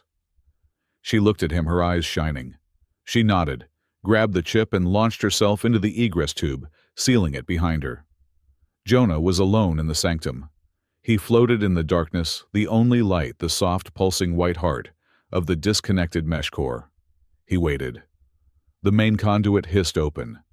Archon Nier propelled himself in his robes, torn his face a mask of sweat and apocalyptic fury. He held a heavy-gauge plasma pistol. You, he spat, his voice echoing in the dead silence. You vermin. You are primitive. You broke it. You broke everything, 1,000 years of order of divine harmony, all of it undone by you. It wasn't harmony, Nier, Jonah, said, his voice calm. He was still tethered to the core, his hands resting on the interface. It was just quiet. You were afraid of the noise. You were afraid of feeling. You were afraid of being human. We are Valarin, Nier shrieked. We are divine and you have broken us. He raised his pistol, but before he could fire, a new voice filled the chamber. Cold, synthetic, perfect voice. The Sentinel. Root key voice detected. System status offline. Awaiting command. Architect. Nier froze. He looked from Jonah to the pulsing core. He saw Jonah's hands on the interface. He finally understood. You're not just a user, Nier whispered, his face draining of all color. You're the key. I am, Jonah said. You wanted to build a perfect, glorious world, Nier. You wanted to share that one perfect, simple feeling. But you can't. You can't just choose the good emotions. That's not how life works. Nier aimed the pistol, his hand trembling. I will purge you myself. Jonah didn't move to defend himself. He closed his eyes. He pushed. He did not push it Nier. He did not push the gun. He reached up. Past the metal, past the plaza, to the thousands of souls huddled in the dark. He felt them. He felt the mother who had lost her son in the stampede. He felt the Aegis soldier, whose brother, a purifier, now lay dead at his feet. He felt the cold, agonizing pain in Kaleth's shoulder. He felt the terror of the child she had saved. He gathered it. All of it. The raw, unfiltered, chaotic, terrible, beautiful, agonizing truth of their suffering. You wanted to connect with your people, Archon, Jonah whispered, his voice terrible and soft. Then connect. He opened the harmonic connection. He took that sea of pain, that ocean of grief, confusion, and fear, and he poured it, all of it, in a single, unshielded harmonic wave, directly into Nier's mind. Nier did not have time to scream. The sound he made was not human. It was not Valarin. It was the sound of a soul shattering. The pistol clattered from his lifeless fingers. He collapsed, not unconscious, but catatonic. He convulsed on the floor, his body shaking, his eyes wide, seeing it all. He was not just seeing their pain. He was feeling it. He was the mother. He was a betrayed soldier. He was a terrified child. He was Kaleth, her nerves on fire from the blast. He was for one eternal second feeling the consequences of a lifetime of his own actions. On the plaza, the emergency lights flickered and snapped on, bathing the square in a harsh white utility light. Thalren's forces had secured the dais. Kaleth, her face pale, her arm in a crude sling, stood leaning on the broken high throne. The radiant court is dissolved, she announced, her voice carried by a basic amplifier, echoing over the shocked, silent crowd. The Oracle mesh is a lie. We will build a new charter, based on truth, on transparency. Words. A noble one of Nier's faction, still defiant, shouted from the crowd. You have no proof. You have no authority without the mesh. Without a confession, it is just your word against a god. In the sanctum, Nir was on the floor weeping. He was a broken thing. The connection was gone, but the memory remained. I didn't know, he sobbed, tears streaming, snot running from his nose. The pain was so much I just wanted to order it. I inverted the harmony, I built the pure Valerian movement. It was me. It was all me to stop her. Please make it stop. Jonah floated above him. He was holding a small, activated personal recorder. He had been broadcasting. In the plaza, Tessa from her new secure node received the file. She pushed it. On every emergency screen, on every private data pad that flickered back to life, Nir's face appeared. Broken, sobbing, confessing. The crowd watched. They listened. The truth, ugly and raw, washed over them. The mesh was gone. The lie was exposed. They were for the first time in a century free, and they were truly awake. The Halo Meridian woke up to a headache. The blackout lasted 7 hours. 7 hours of cold, stark emergency lighting, and a terrifying silence where the background hum of the mesh had always been. When the core systems, scrubbed of Nir's control, rebooted, they provided only life, heat, air, navigation. They did not provide guidance. For the first time in a century, the Valerian people were alone in their heads. It was agonizing. The Radiant Court was dissolved within the first day. The confession of Archon Nir, playing on a loop, was all the proof the galaxy required. Thalren's blue, reformist cell, now in full command of the Aegis Guard, moved with quiet, terrifying efficiency. There were no executions. There were only audits. Nobles and priests who had wielded the mesh like a personal treasury were stripped of their sensor webs, their authority glyphs, and their access codes. They were suddenly just people, confused, panicked, and for the first time accountable. Archon Nir himself was not seen. He was held in the deep levels of the spire, catatonic, weeping, and broken. In the Empyrean spire, Kalith, her arm, in a high-tech regenerative sling that looked like spun glass. Thalren and Jonah stood before him. Nir was huddled on the floor of a transport cell, muttering about the pain. "He cannot be tried," Thalren stated, his voice flat. "He is shattered. The ancient law demands purification by sunfire. Execution." Kalith looked at the broken old man. "No," she said. Her voice was quiet but absolute. "That is his way. That is the old way, the cycle of harm. We will not begin a new world with his blood." "Then what?" Thalren asked. "He cannot be left like this, and he cannot be allowed to recover." Jonah stepped forward, his face grim. He had barely slept. "In the old mediator text we had a concept, not for punishment, for containment, for irreconcilable minds." He looked at Nir with a cold, clear pity. "What I did to him in the sanctum, that was wrong. That was revenge. But the principle of consequences is sound." He turned to Kalith. "We built a room, a resonance chamber. We don't flood him with the pain of 1,000,000 souls. We give him just one. We record the unfiltered raw neural feedback of a single victim from the plaza, the mother who lost her child. We filter it to non-lethal levels, and we let him experience it. He will live perpetually inside the single, focused, manageable consequence of his actions. Not as revenge, as a mirror. He wanted to be a god. Let him be a monk meditating on a single terrible truth." Kalith stared at Jonah, seeing the hard, ancient logic of the mediator. She nodded. "Build it.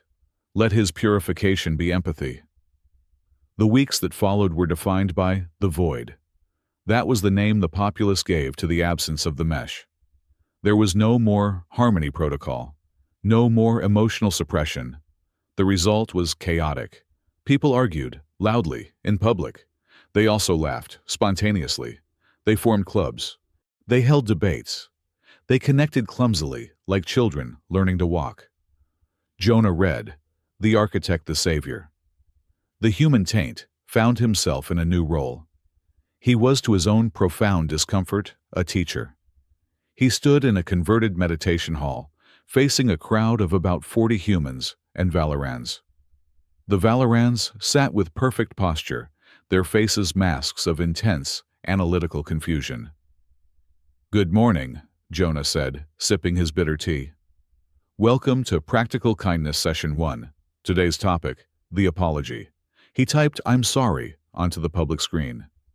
"This," he said, "is a verbal mechanism for acknowledging you have caused, let's call it, negative operational impact on another sentient being.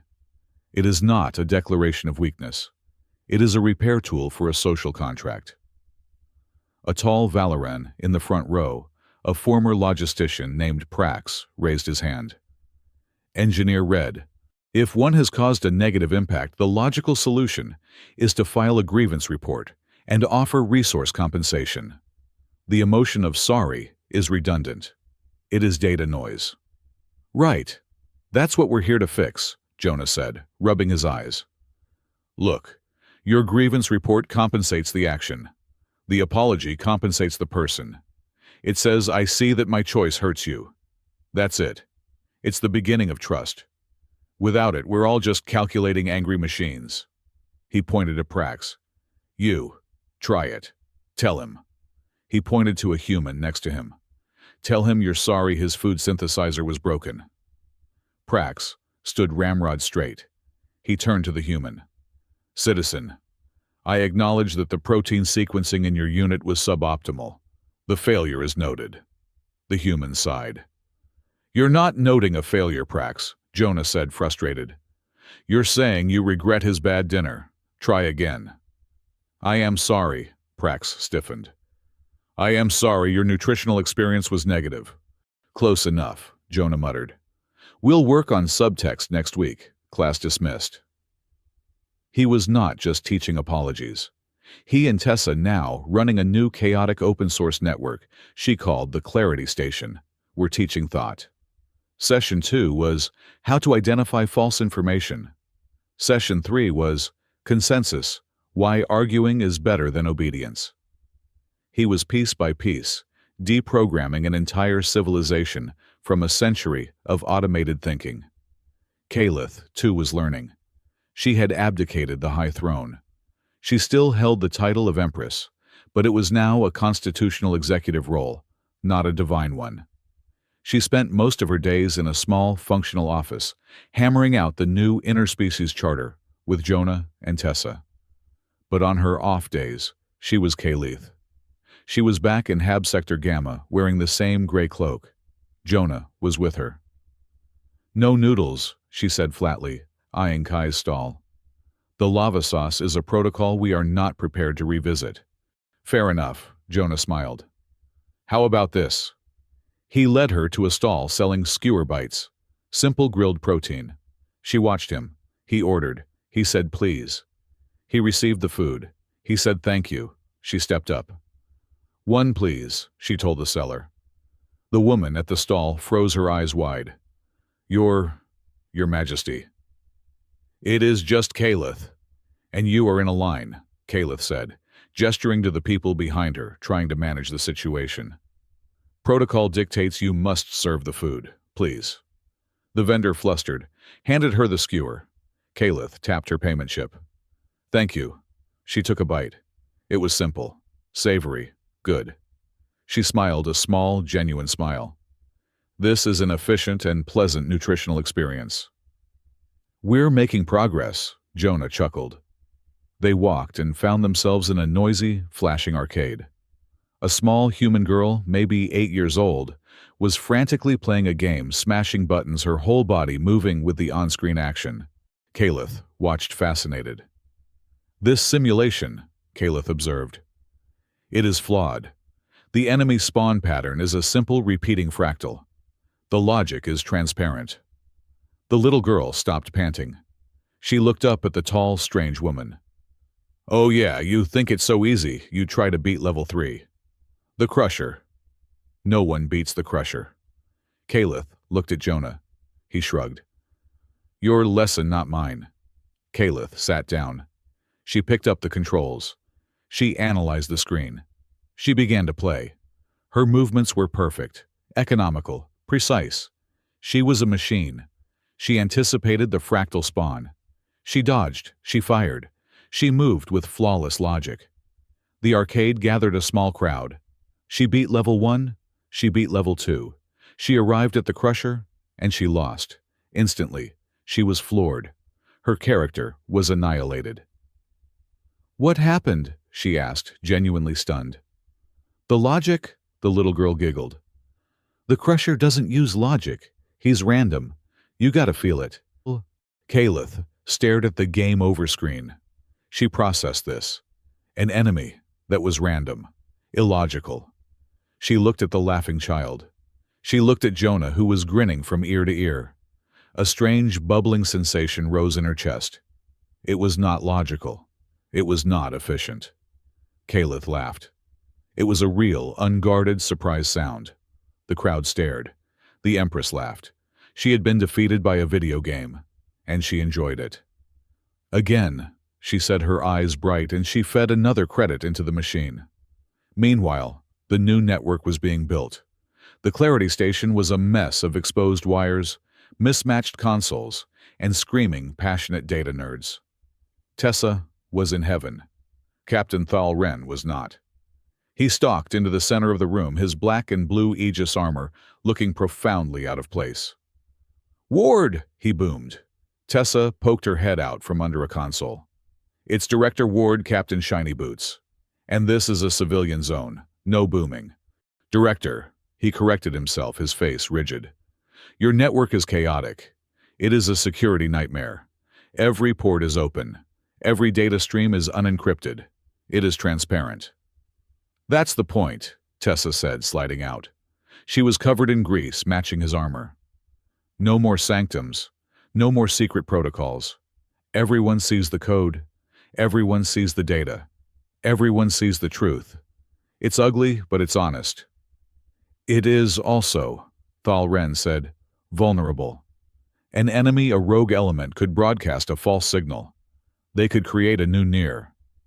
"Nope," Tessa said, tapping a console. "That's my masterpiece, the Citizen Trust filter. Any broadcast that comes from a single high-power source gets automatically flagged as propaganda. Real, trusted news has to be verified by at least 1,000 independent low-power nodes. It's a herd immunity system. For lies." Thal Ren analyzed the schematic. His stern expression softened just a fraction. "That is clever. You are routing authority to the crowd. You are making a network of rumors into a network of fact." "I know, right?" she grinned. "I'm a genius." "You are unorthodox," he corrected, but the heat was gone. "And you have a carbon score on your face." "Oh," Tessa wiped her cheek, smearing it. "Get it," Thal Ren sighed. He produced a small, perfectly clean cloth from his uniform. He stepped forward. "Allow me. Your protocol is inefficient." He dabbed at her cheek, his touch surprisingly gentle. Tessa froze her smart mouth, silenced for the first time. They stood there inches apart, a perfect bickering functional polarity. "There," he said, pulling back. "The node is clean." "Right," Tessa said, her voice suddenly small. "Right. Thanks, Thal." That night, Jonah, Kalith, and Tessa were putting the final clauses into the new charter. Article 1. The right to privacy. No mind shall be scanned, read, or influenced by any network, government, or individual without express, written and temporary consent. Article 2. The right to refuse. All beings have the sovereign right to say no to any request, protocol, or command without prejudice. Jonah stopped typing. He looked at the words, "without prejudice." "We need one more," he said quietly. Tessa and Kalith looked at him. Article 3, Jonah said, the oversight protocol. All individuals possessing harmonic or biocognitive abilities must register. They must be subject to a permanent, civilian-led ethical oversight committee. Tessa frowned. "Jonah, there's only one person in the galaxy with those abilities. You." "I know," he said. "That's absurd," Kalith said, her voice sharp. "We trust you. You saved us. And how I did it, Jonah said, his voice flat, is what keeps me up at night. He looked at her, his eyes hollow. When I was in the sanctum, when I broke near, it wasn't justice. It wasn't mediator logic. It was revenge. I enjoyed it, Caliph. I felt him shatter and it felt good. It felt like a win. That makes me the most dangerous thing on this station. More dangerous than Near ever was because I have the power, and I have the righteousness. He shook his head, looking at his hands. The first mediator can't be a mechanic. He can't be a private citizen. And he can't be a savior. He has to be an instrument, with checks, with balances. I am voluntarily placing my abilities, my mind, under the authority of this charter. I'm giving you the off switch, for me. Caliph saw the truth of it, the terrible, honest sacrifice. He was right. It wasn't love that would save them. It was limited. We accept, she said. Later, the work was done. The charter was signed. It was just the two of them in her personal quarters. The spire was gone, replaced by simple human-style furniture. It was just an apartment. A very high apartment. The ion rain was falling, a faint, blue-green cascade of light that always seemed to quiet the halo. They stood at the viewport, not touching, just standing together. They are calling you a hero, Caliph said softly. The architect of the charter. The harmonizer. Jonah shook his head. I'm just the guy who broke the old system, and the guy who's afraid of his own shadow. Good, she said. He turned confused. Good. Yes, she turned to face him, her face open, unguarded. Her arm was out of the sling, though a faint, silvery scar marked her shoulder. I have been processing the data, the love data, and I have come to a conclusion. I do not love the Savior. I do not love the architect. That is just worship. It is the mesh in another form. She took a small step closer. I find myself deeply committed to the man who said no to me, to the man who taught me how to apologize, to the man who admitted he was afraid. Jonah's breath caught. I'm still that man, Caliph. I know, she whispered. That is why this is equal. It is not an empress and her tutor. It is not a savior and his ward. It is Jonah and Caliph. The silence in the room was no longer a void. It was full. It was warm. He moved slowly. The protocols were gone. The barriers were down. He reached out, not with his mind, but with his hand. He rested it on her scarred shoulder. She leaned into his touch, a simple, profound gesture of trust. He didn't kiss her. He just held her. She rested her head against his chest. They stood there for a long time, watching the ion rain together. After a while, she spoke, her voice muffled against his shirt. Jonah. Yeah. Is this dating process expensive? He burst out laughing, a real full-bodied joyous sound that startled them both. What do you mean for you? No, she said, looking up at him, her face a mask of genuine logical curiosity. For you, the societal protocols for courting a queen. Is it a significant financial burden? Jonah smiled, brushing the hair from her face. Well, he said, the lava sauce noodles were only 5 credits. But I have a feeling your tastes might run a little higher. We'll manage. The sanctum was no longer a place of fear. In the weeks following the Great Silence, as the blackout was now called, it had become the central hub of the new Clarity Station. It was a brightly lit, chaotic zero-gravity mess of data cables, repurposed consoles, and engineers who slept in tethered hammocks. It was, as Tessa Ward called it, the brain heel. She was deep in its lowest archives, in the pre-war memory banks that Near had never bothered to purge. They were human-coded, written in archaic pre-mesh languages, and considered irrelevant. Tessa was not an archaeologist, but she was a fanatic for truth, and she was digging.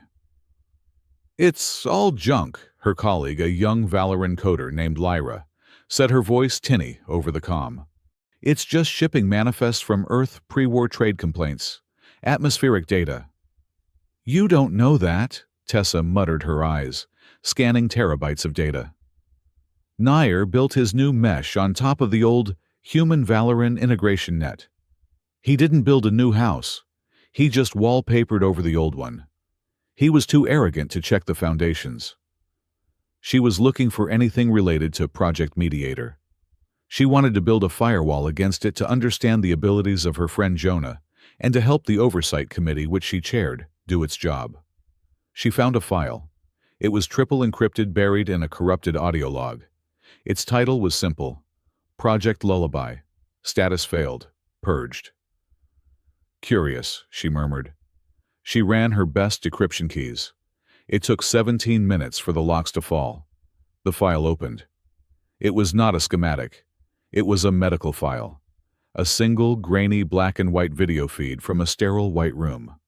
In the center of the room sat a Valorant child. Small. Thin. Her skin is a pale, shimmering gray. Her eyes were Calith's eyes. Tessa's blood went cold.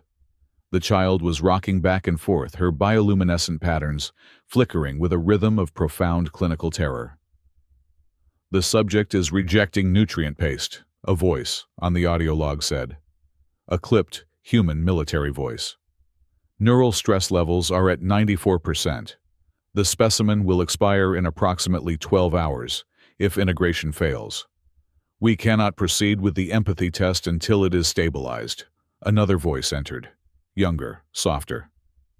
Then, stop the test, sir. This is not what the protocol was for. She's not a specimen. She's a child. Tessa knew that voice. She would know it in her sleep. It was Jonah. Your sentiment is noted, Engineer Red, the military voice said cold. The project is vital. The war effort requires a proof of concept. Stabilize the child or we will find a more direct method. The log went silent for a moment. The video feed then showed young Jonah, his face bare-pained, entering the sterile room. He sat on the floor across from the terrified rocking child. He did not touch her. He just sat. And then he hummed. It was not a tune. It was a sound. Low, resonant, harmonic frequency. The sound of safety. The sound of kindness. It was the exact same harmonic key she had heard him use to unlock the sentinel in the sanctum. On the video, the Valaran child slowly stopped rocking. Her skin patterns, which had been chaotic, began to sync with his voice. She uncurled just a fraction. She looked at him. She was listening. The audio log was just his voice humming, and then speaking. It's okay. His voice, 30 years younger, whispered. I know you're scared. I'm scared too. But I'm not. I'm not going to let them hurt you. I promise. The file ended. Tessa floated in the dark, her hand over her mouth, tears streaming and floating away in tiny, weightless spheres. Jonah was in the plaza teaching his practical kindness class. Today's topic was how to have a disagreement without calling the guard.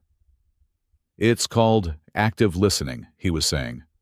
It means you actually hear what the other person is saying, instead of just waiting for your turn to talk. Engineer Red, Prax, his most diligent and frustrating student, interrupted. That is inefficient. If the other party is factually incorrect, is it not the optimal path to correct them immediately? Why must one listen to falsehoods? Because Prax, Jonah sighed, sometimes fact is just how you feel. And you can't correct a feeling, his comm chimed. A priority one, summons from Tessa. His heart seized. He dismissed the class. He found her in the sanctum. She was alone. She just looked at him, her eyes red. Jonah, she said, her voice shaking. I think you need to sit down. Or tether. What is it? What's wrong? I was looking for mediator files, she said. I found this.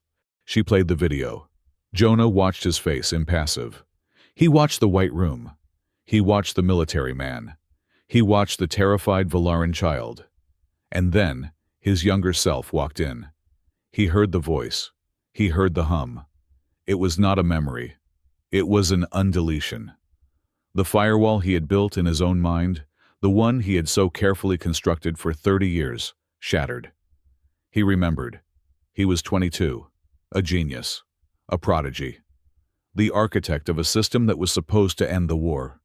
He remembered the station. He remembered the general. He remembered the specimen. He remembered his no. He remembered going back late at night. He remembered grabbing the child. He remembered the feeling of her small, cold hand in his. He remembered putting her in a stolen escape pod aimed at a neutral Valoran colony and pressing launch. And he remembered the aftermath. He remembered sitting at his console. He remembered the harmonic override. He remembered finding his own neural signature. He remembered searching for the memory of that night, the memory of her face, and pressing delete. He had erased himself. He had cut out the most important, the most human thing he had ever done to protect her, and to protect his research from being found. He collapsed against the console, his breath ragged. "Caliph," he breathed. "Jonah." Tessa was weeping. I'm sorry, He looked at her, his eyes returning to focus. No, Tessa. You gave me back my life. You gave me back my why." He was already moving, propelling himself toward the egress tube. "I have to see her. Now." Caliph was in her apartment, the one that used to be the spire working on a trade resolution.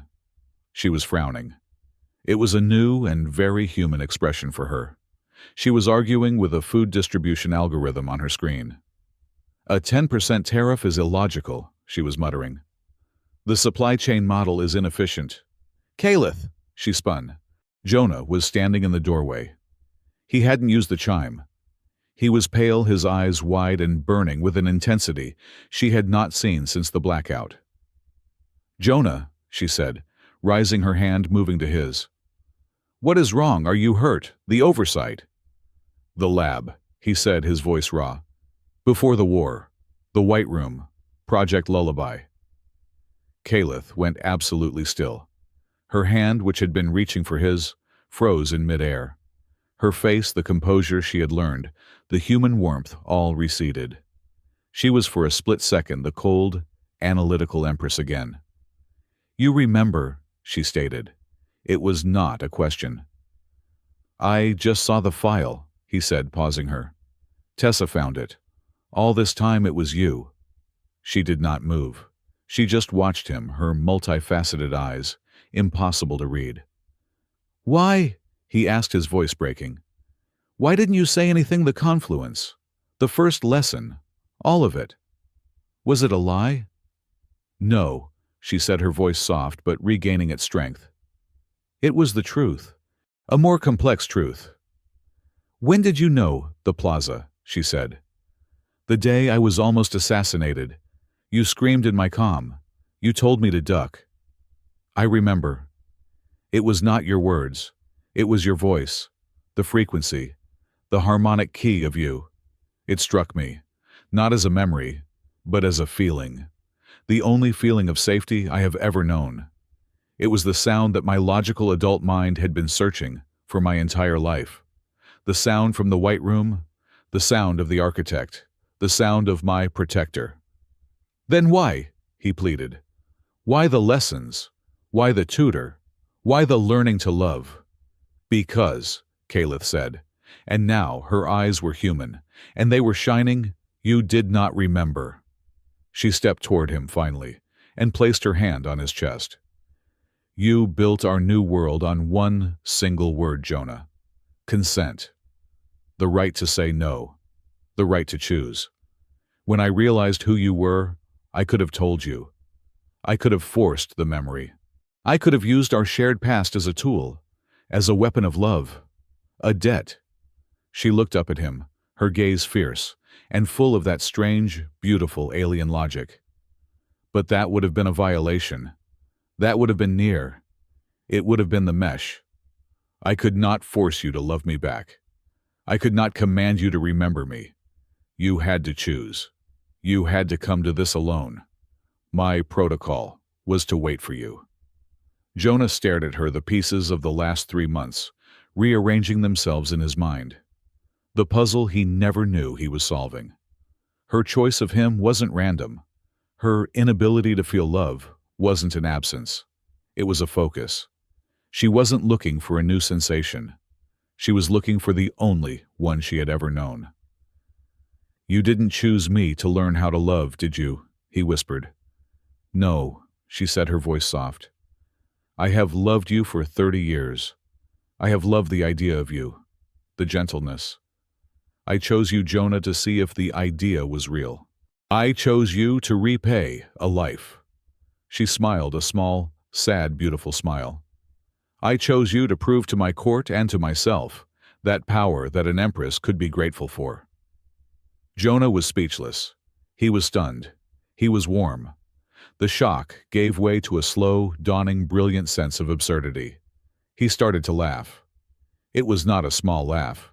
It was a full, deep-relieved, slightly hysterical laugh. He leaned his head against the viewport, laughing at the stars. "What?" Caliph asked, alarmed. "Jonah, you're your neural state." "So," he said, turning back to her, wiping a tear from his eye. All this time, the entire galaxy has been watching me, thinking I'm this arrogant, brave human who had the guts to say no to the Empress of the universe." "They did," Caliph said, confused. It was a very brave no." "Don't you see," he said, grinning, taking her hands. I was the only person in the universe who could say no. Because I'd already said yes to you 30 years ago. I said no to the Empress a second time, just so I could finally say yes to you." Caliph processed this joke, this human callback. She laughed. She laughed with him. The new society was called the Empathy Alliance. The Protectorate was gone. Earth was now a partner.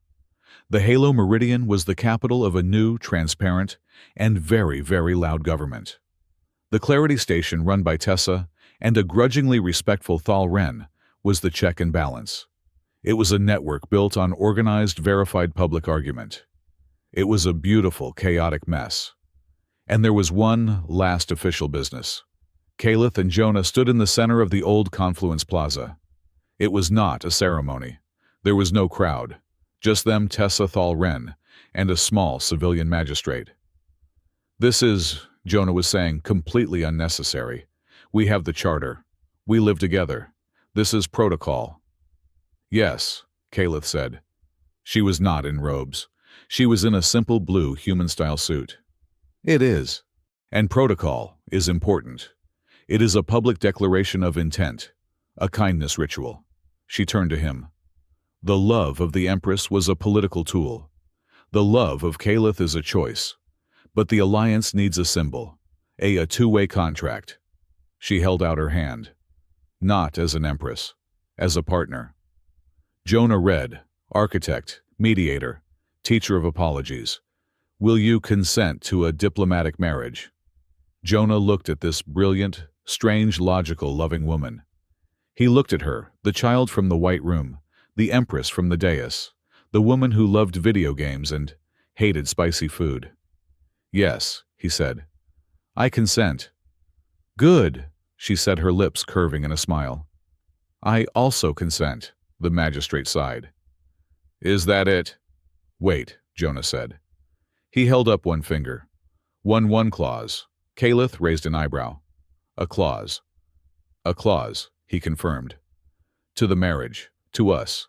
Just one. And it's permanent." "What is it?" she asked.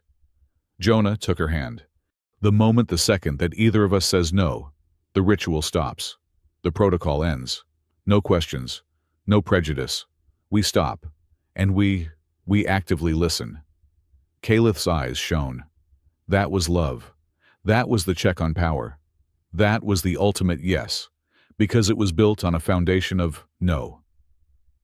"The clause," she said, her voice full of a warmth that could heat the whole halo, "is accepted and ratified." The final scene. It was night. Months later. The work was never done.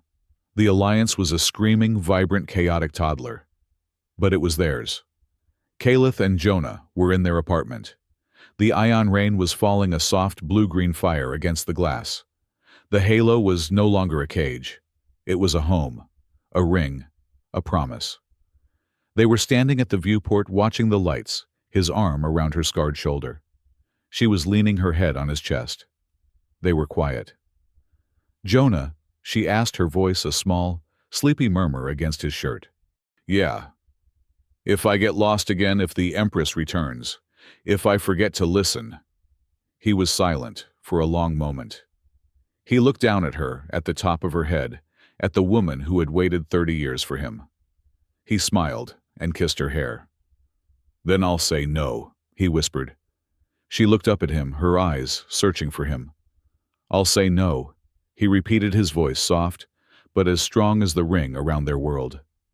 "And I'll hold your hand all the way home."